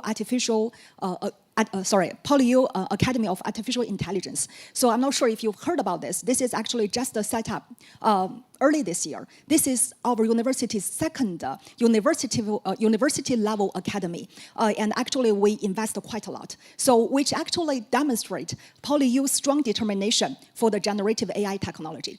Okay, so I think also our president mentioned in several occasions that PolyU is the first university worldwide to set artificial intelligence as the required course for all the bachelor students. So that's the first university worldwide. So again, AI is kind of a gene in our university. So my personal experiences, actually before I joined the PolyU, I spent almost 15 years in industry. So we actually used to be in the same team, and we are indeed one of the pioneers in China who have been working with generative AI in China, actually.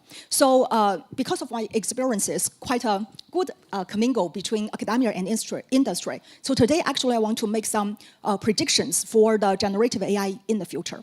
So today, actually, just now, Junyang shared a wonderful talk regarding, the generative AI models Tianwen in China, actually. So to be honest, in my judgment, that in the future, regarding the foundation model, both in China and in US, it will be merged to the top several companies. For example, like in China, DeepSeek, Tianwen, and probably Seed, Doubao from ByteDance will be the winners in the foundation model that targeting for AGI models. And in US, probably like OpenAI, Anthropic, Google, and Meta. Besides that, very unlikely they will have some very strong foundation models that can target AGI. So this is my first prediction regarding what will happen in the future.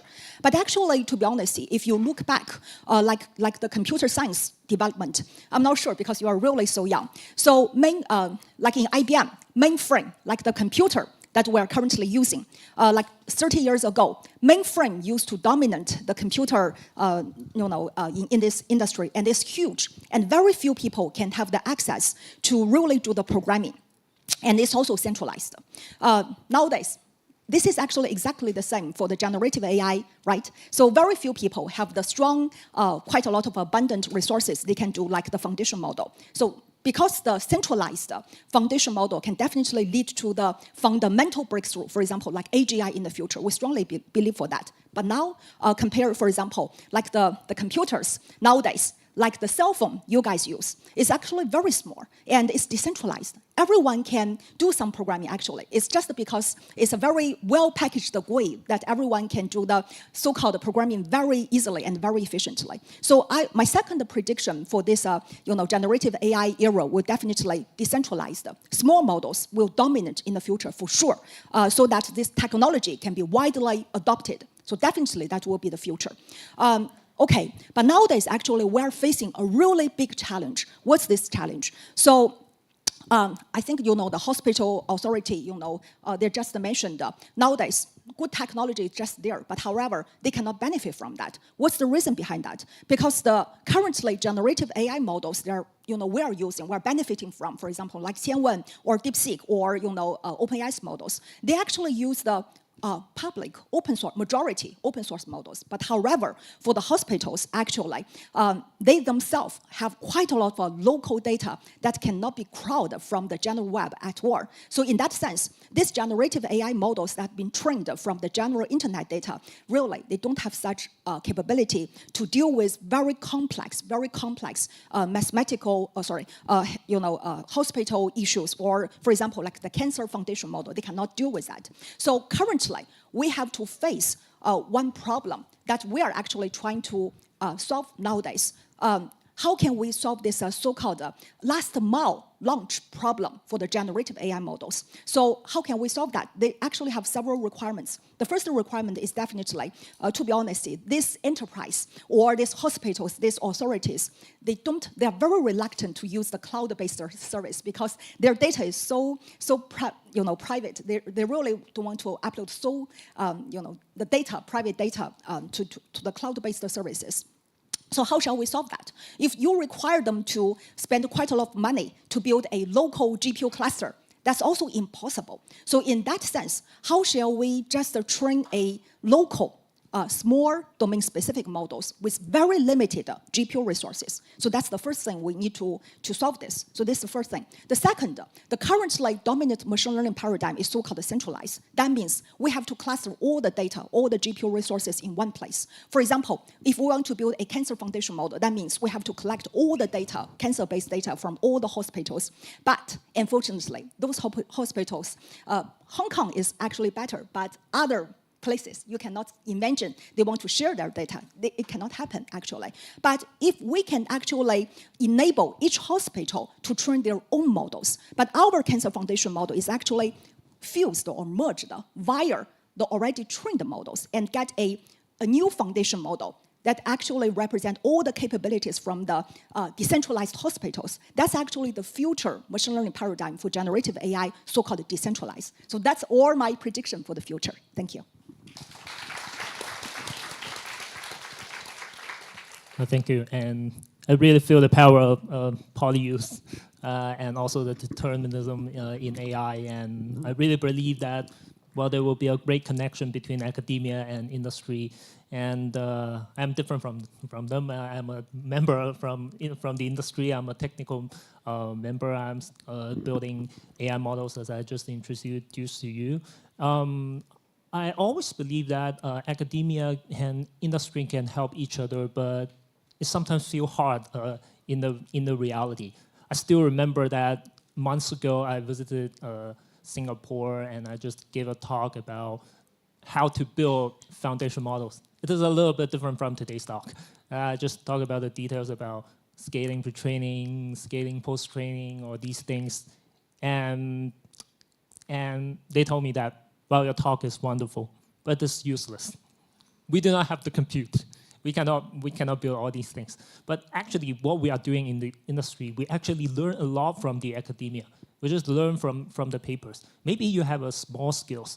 You don't know if it is useful. You just do small experiments. We use our instincts to find out, wow, it might be useful. And then we use it in our large models. And we find it really good. So I always think that how to connect you and me to build better things. So this is one of the motivations that we open source the models. This is the power of open sourcing, as just Hongxia said. You need good models, but actually maybe you have your local usages. You have your private data. You need to build your own models. So we open source the basis. You use the basis to build your downstream models. That will be something really good for your downstream usages. This will be also helpful for us because we don't know, at the beginning, we don't know our models can be beneficial to this usages, to this domain, but you can do this. So this is why we open source so many models to you, because small models, you can do the experiments very, very easily, and you can build your downstream models with relatively limited compute. Admittedly, everyone needs money. Everyone needs more compute to do research, but in the reality, it is really, really hard. So this might be a connection. And the next thing is also you need to know what your customers or what your models are useful for. For example, I talk to my developers, I talk to my users, and to see that how our models are beneficial for them. Even if you do research, I think you should focus on these things. You should know how they use your models. Maybe you just do the experiments to see that, wow, you have performance improvements, but actually maybe what you have done is not that meaningful for some other people. But when you talk to them, you will find that really important. This is some of my experiments. Sometimes, if you do the right things, you will gain a lot of benefits. Not just working hard, doing same experiments every day. You can just try to talk to the real world and know that what your research is useful for. Yeah, thank you very much. Okay, I thank for all the panelists sharing, and now I think we can have questions for them. And today's panel topic, you can see for the sustainability innovation. I think the two keywords are very important for every one of you as a student. You're doing PhD or you're going to do a PhD. First of all, you need to find the topic. The topic is so important. Second, you're going to do innovative research. So both are very important for your research. Okay, so my question first for all the panel members, let's say from government point of view, academia, industry, how can you find the current focus? I mean, hot topic, for example. For government, you need to make policy. You need to actually have guidelines for the funding, etc. For academic, everyone wants to find good topic for research. Industry, probably you said, Junyang said you learn from academia as well. So my question is, first of all, how can you decide the current topic areas that you should focus on? So let's start with the government, NT. Okay. So just a clarification, I'm not actually government. The hospital authority is publicly funded. So it's not quite the same. We deliver healthcare. Government sets policy. So, but I'd also support the government in some of what they're doing. But in terms of, let's talk about public healthcare delivery. So, I mean, actually, your question is actually, I think, the key one. Now, we have 100,000 staff in the hospital authority. And we do have a process for trying to work out what we need to develop every year. We call it the annual planning process. And sort of what happens is everybody sort of submits their ideas for what we need to invest in. So it's mainly about what will we invest in for the coming years. So now the issue there is I find it's a very difficult process because with so many people competing for a very limited bucket of money, and actually it's not just the money, it's the availability of manpower is even harder to fill.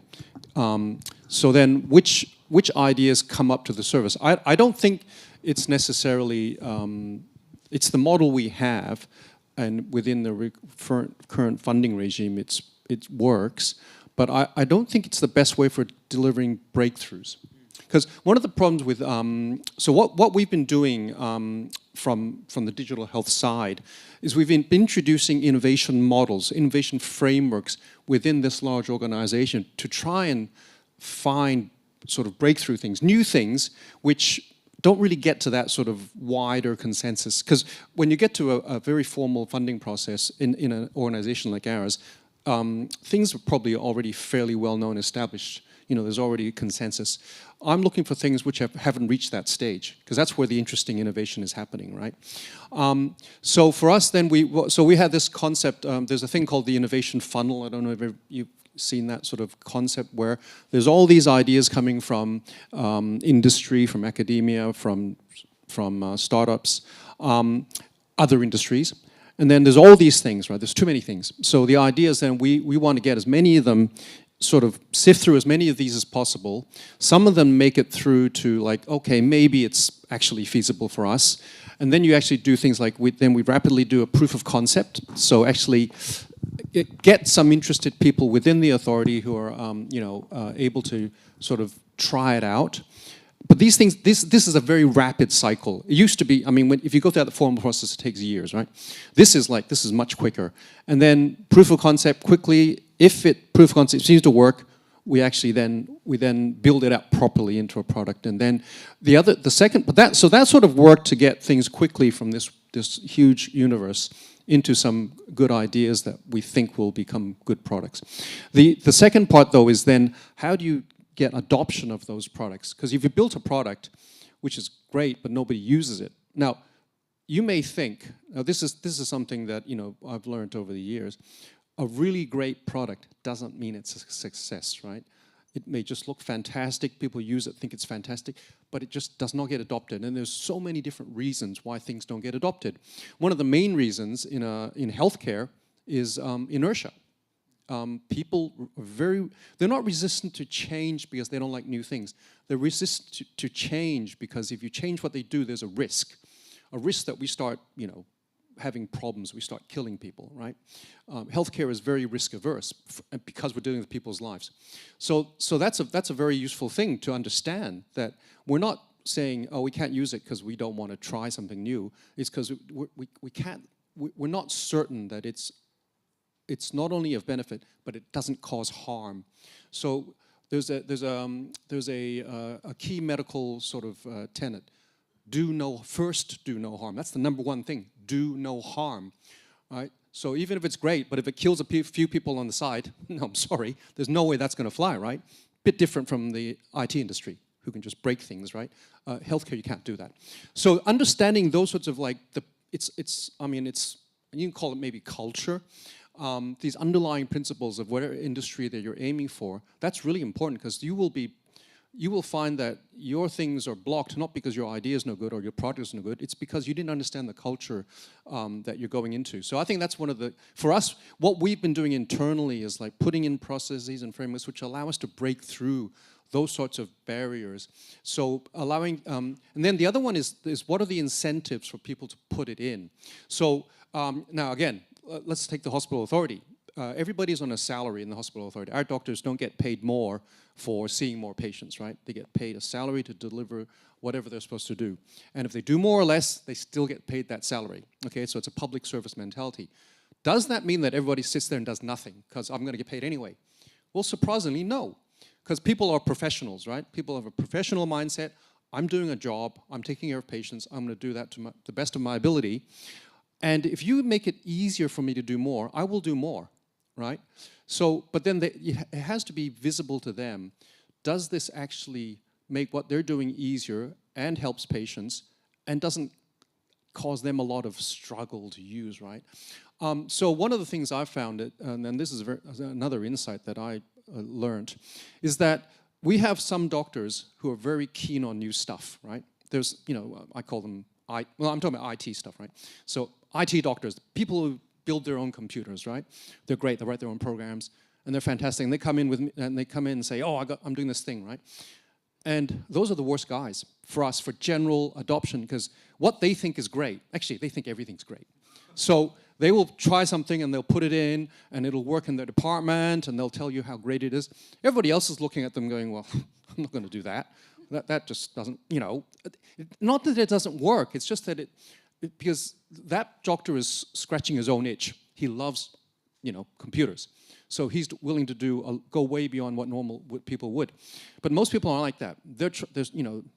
If you can find the right itch, now in general, the itch is that, we want to see more patients, deliver better care, have an easier life ourselves, right? The working hands. So those are the things we need to focus on. And so I always try and find people who actually are really skeptical. You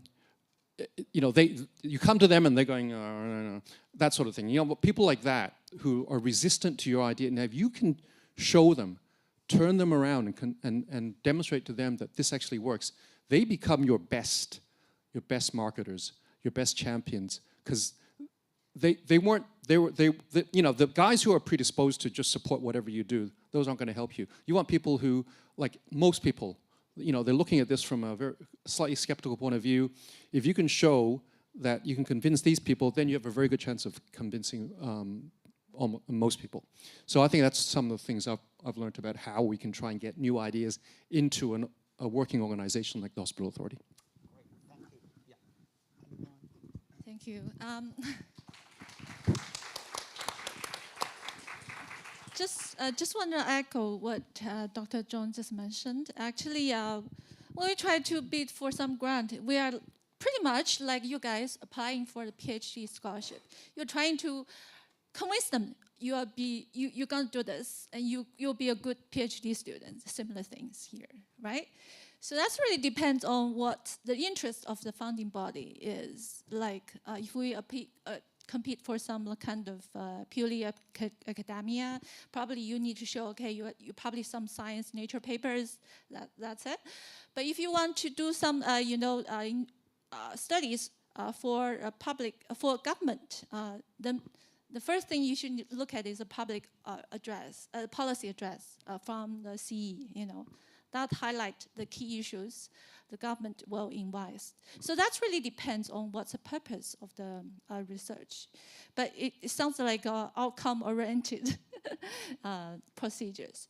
But I mean, for the young researchers, I would say, okay, just listen to your heart, what you are most interested and what you are most confident. That's the most things you will be successful in the future. Thank you. Right. Thanks for that question. I think my approach about answering that question is like a funnel, right? You go wide and then narrow it down. Right? You go wide and narrow it down. How do you do that, right? So I think Professor Yang Lin also said about the government's policy address. I think that's very important, because the government must have put quite a lot of thoughts into what are the important things, right? For example, the government talk about aging. The government talking about, health technology and life science. The government talking about, in terms of some industry, they want to develop, low altitude, right? Low altitude economy, that kind of thing. And, what's the hottest topic at the moment? AI, right? So I think those are the things that are wide, right? They're big. Right? So you have to narrow it down. You can't just, say, I'm going to do this because that won't work. Because a lot of people are doing it. Everyone sort of got access to the government's policy address and so on. So how do you narrow it down, right? So I think there are a few things. I think from the academic point of view, right? I just came back from 2 conferences in Australia. I think it's very important for academics to attend conferences. Right? Apart from the fact that they usually those conferences are held in quite nice places in different parts of the world, right?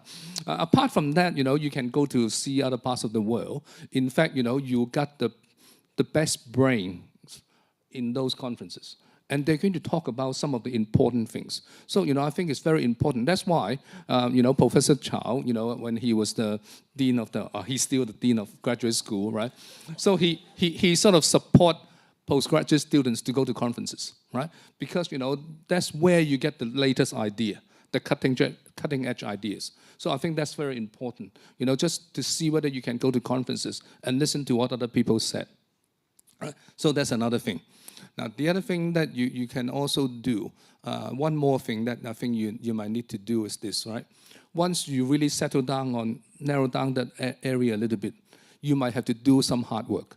Right? So for my PhD students, the first thing that I ask them to do is to do either a meta-analysis or systematic review or scoping review.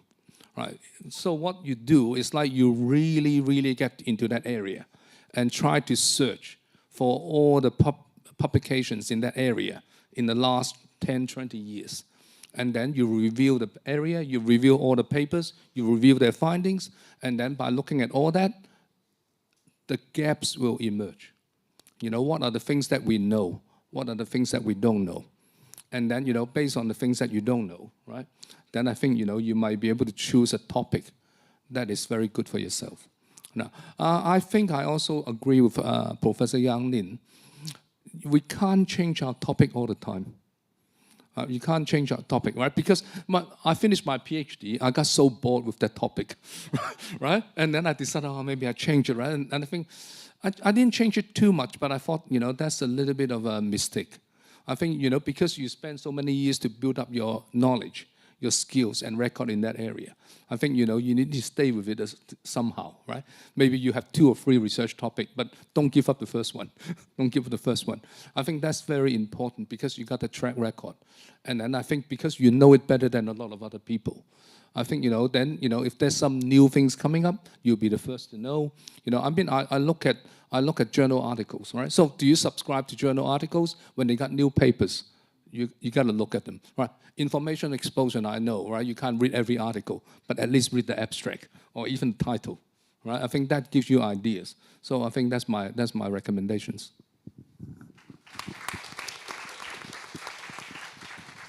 So I think generally speaking, just for example, regarding generative AI, I think for industry and academia, the topics is rather clear. Though, the biggest, the general topic, for example, in industry, AGI and commercialization is definitely the biggest topic for the industry.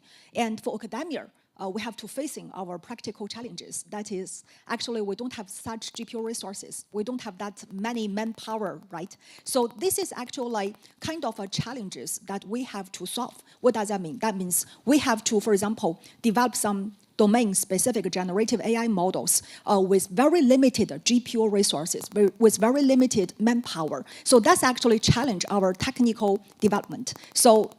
And in that sense, only in that sense, our topic will be democratize AI. That means enable probably every disciplinary, every enterprise in the future to have their own domain-specific generative AI models to make it very widely to be adopted. So that's definitely the topic we can work hard for it. So besides that, actually, the benefit, actually, there are also some advantages for us within the university to do such tasks. For example, after I joined the PolyU, I noticed that actually it's much easier for us to collaborate, for example, with some hospitals, with some authorities, with some government. Because if an industry company, if they want to collaborate with some hospital, actually those hospitals are very reluctant to share the data. But actually, if we came to them and to tell them that we want to enable you to make some breakthroughs with this, for example, generative AI models in your specific domain, and we target for some fundamental scientific breakthrough, for example, like publish some papers in Nature, something like that, they're actually much more reluctant to share their data and their core technologies. So, and also besides that, our universities actually will have so many disciplinaries, right? So not only healthcare, medical, we have many other domains. We can quickly come to find some top experts, some top professors worldwide, and then quickly to try, because those professors, they have data, they have access to their domain-specific industry. So that's very easy, much easier for us to get to access and to do some collaboration. So to summarize, I think in academia, our topic is rather clear, in my opinion. That is how to solve or how to develop generative AI models, because nowadays generative AI models is just the trending for AI industry, right? So how shall we develop such models with limited, or resources? That's our practical, situation. But the benefits or the advantages is that actually we can have some other advantages compared to industry. So that's actually my opinion regarding the topics, both for industry and academia.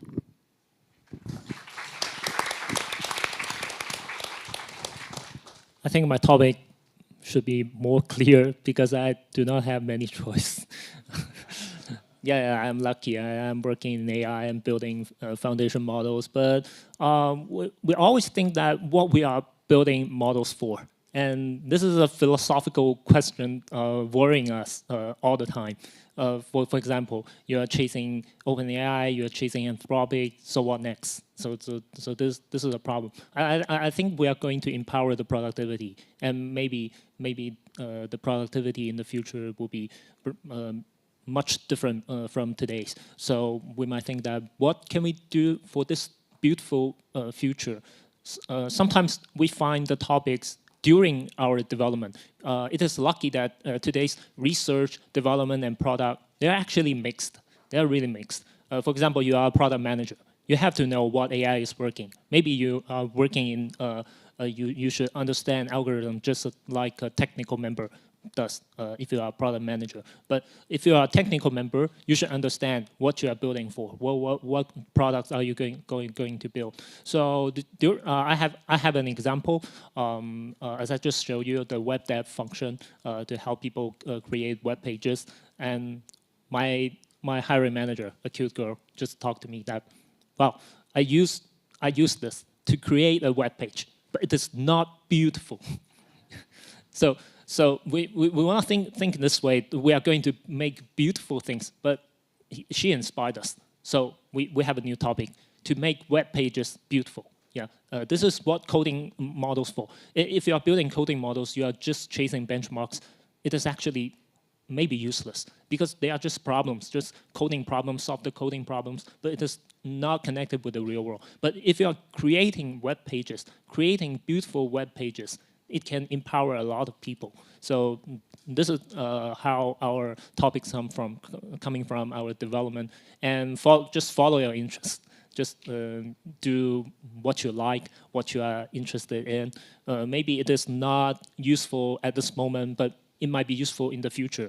One of my team members, she's actually a musician. She is a technical member, but at the same time, she is a musician. And she believes that AI can generate beautiful music. And we might think that, well, how can you commercialize this thing? How can you make money from generating fake music? But she really believes that. And recently, I just checked the samples. Well, it looks really, really good. A lot of styles, raps, and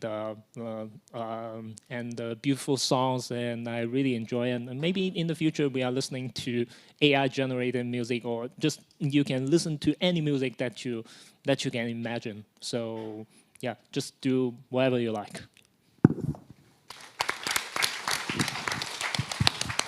How much time do you have? Actually, we got only 5 minutes left. But if you guys don't like the delay, don't mind the delay, so it can be okay if you can ask me more questions. Okay, actually, I have a second question, and I probably ask the student to ask. The second question also related to this panel theme. It's about collaboration, okay? And the collaboration can be really cross different disciplines, and the collaboration can also be from even a single or individual to be interdisciplinary. For future students, I guess you should be interdisciplinary and not only focus a very narrow field. Not possible now due to AI, okay?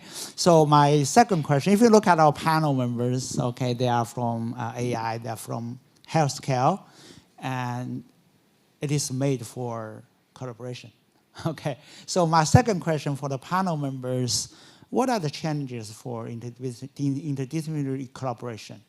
And what are the opportunities? You want a 1 minute answer? Yeah, 1 minute.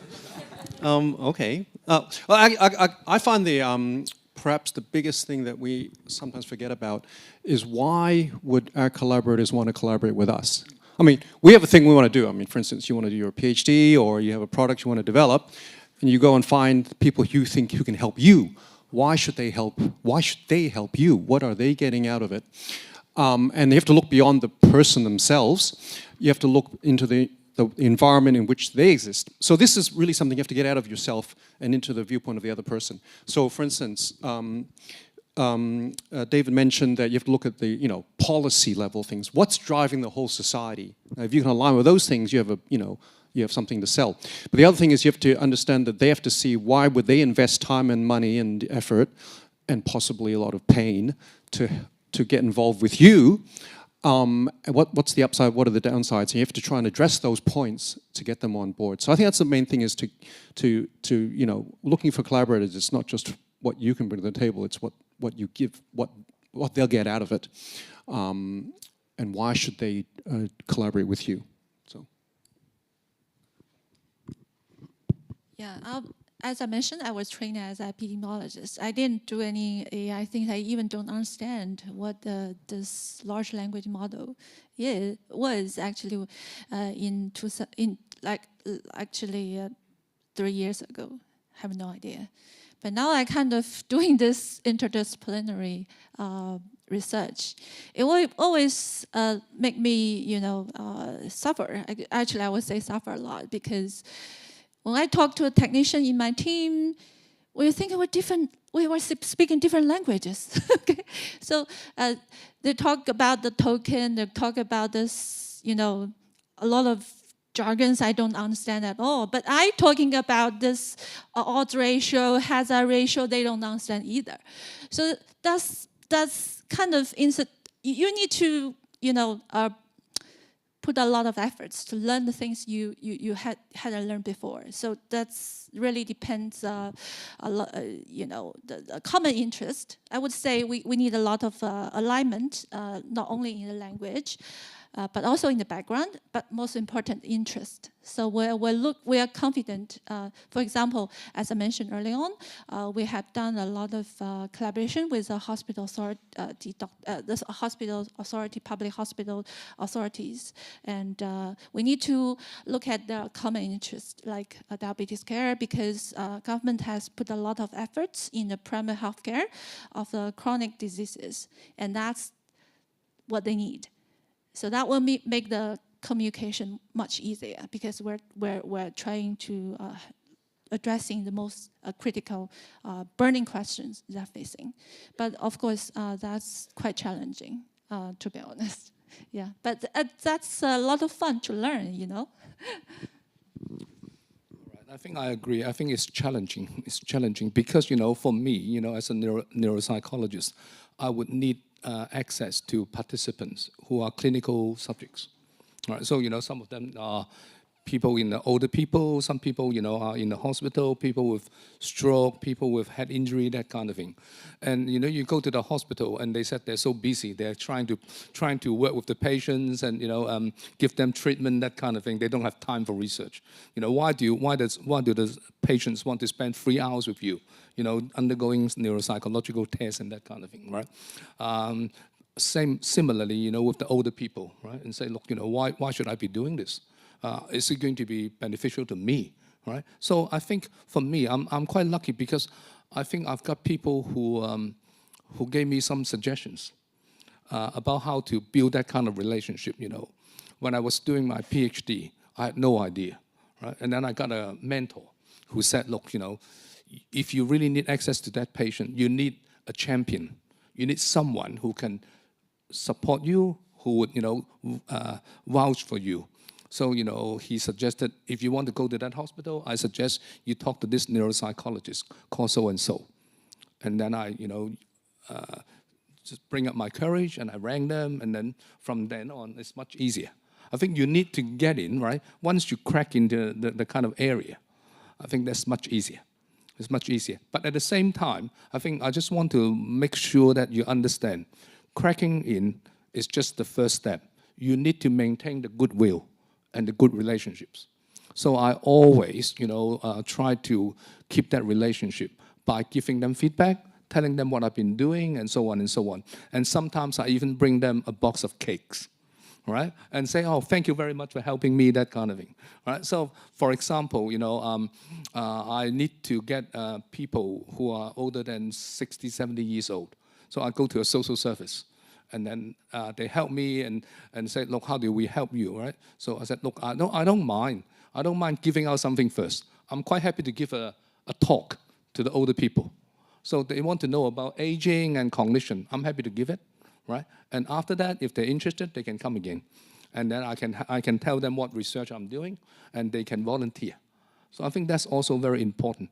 And I also try to make sure that once I finish my research, I give them a summary of my results. I think that's very important, right? And again, if you still got money left, right, you can buy them another box of cake. Thank you. Actually, I think Professor Sham's suggestion is really very helpful. So for us currently, I think the biggest challenge is the communication barrier. For example, we know AI, but we don't know like healthcare, we don't know cancer foundation model. And for me, currently, I think the simplest or the most efficient and effective way to solve such problem is to identify some really good people in the between. And that people knows AI, but not in depth compared to us. And that people knows healthcare, but not in depth compared to a real doctor. But he knows or she knows from both sides. So that's actually our current solution. And so far, it works pretty well. Yeah. I think even inside computer science, communicating with people from different disciplines is really, really hard. I still remember an old day story. Me and Hongxia were talking to people building chips. They were building the next generation chips. And they asked a question. Today's chips are not good for building AI models. So we would like to build chips good for AI models. So you should tell us the future. Are you going to build multi-model models? Are you going to build transformers? And are you going to continue building MOE models? And I just said that, how can I know this? That was 2021. How can I know all these things? And I just asked the question, how long you should build this chip? He said, at least 3 years. And it shocked me. And the communication and the collaboration just ended. And it is actually very unlucky because today, when we look back to 2021, and then now it's 2025, if we build the chips at that time, we will have new chips good for building transformers. So I think understanding and even some resonation is actually what we really need. So just give other people some more patience, give each other some more patience, and listen to them. And maybe we can have a long-term plan. Maybe 3 years, 10 years, it's okay. Maybe if we just continue doing this, we will make something really, really amazing. Great. I think all the great sharing. So now we have some time for students. Any questions from the floor? Yeah, we see the hands there.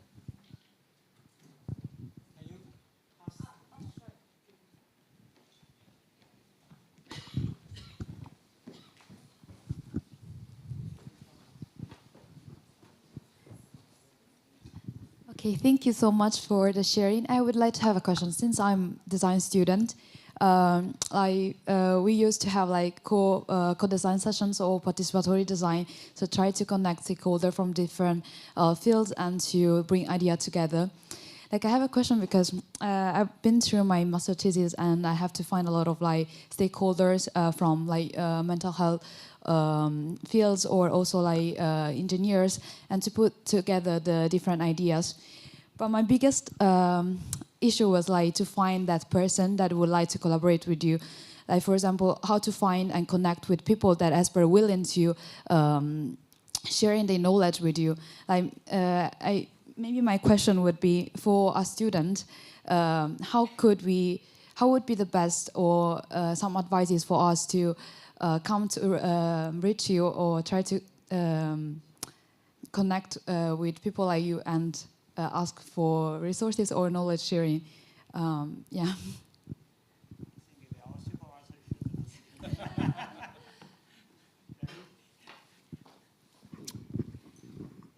All right, now it must be quite daunting, you know, as first year, second year students, you know, going to talk to other professionals, you know, doctors and engineers and so on, right? So I think, you know, what you should do is to work with your PhD supervisor. All right, I think it's very important that I think your supervisor work with you together to identify the right people. And then I think, you know, if the supervisor send an email together with you, that's much better. That's much easier. Because a lot of us, you know, will look at an email from a student and say, oh, from a student, right? And I'm too busy at the moment, right? But if the name is also next to your name, it's a big professor from a university, that makes it a bit easier. And then they will look at it a bit more. But I think you also need to learn how to write a good email, right? I think it's very important to quickly, you know, in the email explain why you want to contact them. What's the project, what's the research project, what are the benefits, and so on, right? You need to write it in such a way that they are interested, right? You need to, you know, this is like a 3-minute thesis, right? In 3 lines, you have to hook them in. You need to hook them in so that they can reply to your email. And then after that, you know, if they reply, then you can organize to meet with them. And, you know, when you organize to meet with them, you tell them that I can meet any time of the day. I can meet every week. I can meet on Saturday. I can meet on Sunday. You know, I'm happy to come to your office. I can do anything, right? So I think it's very important. Don't just say, you know, think about your own schedule and so on, right? If they are interested, just grab that opportunity, right? Grab that opportunity and be prepared for the meeting. And then, if possible, get the supervisor to go with you.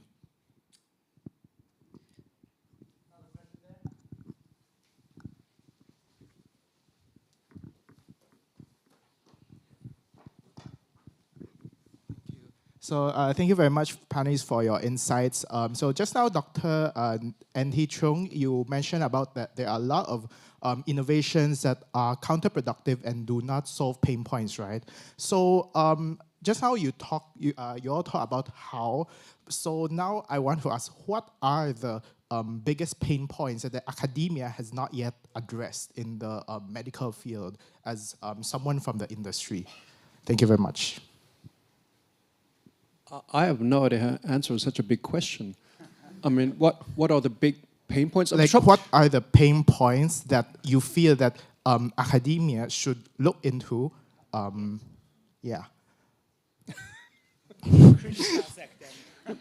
No, I think the one thing that I find is that even when you're addressing a pain point, you have to do it in a way that really makes sense to whoever you're trying to solve the problem for. So let me give you an example of something that I've always been frustrated by. So people come up to me and say, I've got this fantastic device. Let's say it screens you for cataracts. Okay, it's this really great thing, doesn't need any expertise, very cheap. We can screen everybody in Hong Kong for cataracts. And they come to me and say, hey, isn't the hospital authority, this is fantastic. There's no way you guys don't want this, right? And then I initially thought, yeah, sure, it's great. We find everybody with cataracts and then we can, make everybody's eyesight better. When I talk to the people doing cataract care, they go, why on earth would I want to do that? We don't need to find people with cataracts. We have too many already. We have a long waiting queue. Our queue is, a year long. You find more, all they're going to do is go in the back of the queue. It doesn't help us at all, and we have to spend time to run your device. So thank you, but no thanks. So the idea there is that not that it's all, there's a pain point. We need, people who are at risk of developing cataracts in the future. Sure, it's very useful to know, but you have to find who needs to know that. So the hospital authority, as the person who's replacing cataracts, we're not going to do that until it's quite advanced. So finding early cases doesn't solve a problem at all. It may solve a government policy problem. Maybe there's people, but so it's knowing whose problem you're solving. That's really important. So I think that's I mean, there's probably a million ways to answer your question. I'm just going to give you one example. Thanks. Okay, thank you very much. I think time is up, and we have a very good discussion today, and I hope that will be very helpful for all the students there for the future research. And if you have more questions, you're welcome to ask, okay, later on. So thank you very much again for all the panelists. Let's give them the applause. And thank you for all the participants. And we have some certificate, right, for our panelists. Thank you so much for the super sharing. And may we invite Professor Tao to present the certificate of appreciation on behalf of the organizing committee to our panelists. Dr. Junyang.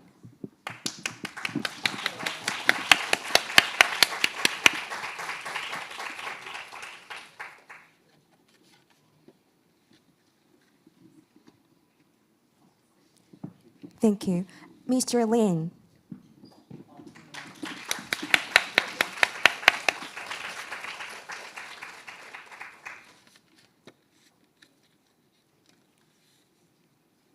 Thank you. Professor Shem.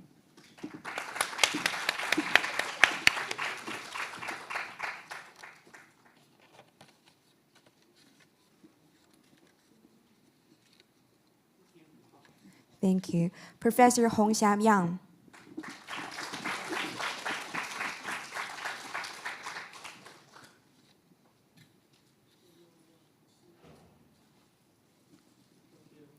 Thank you. And Professor Lin Yang.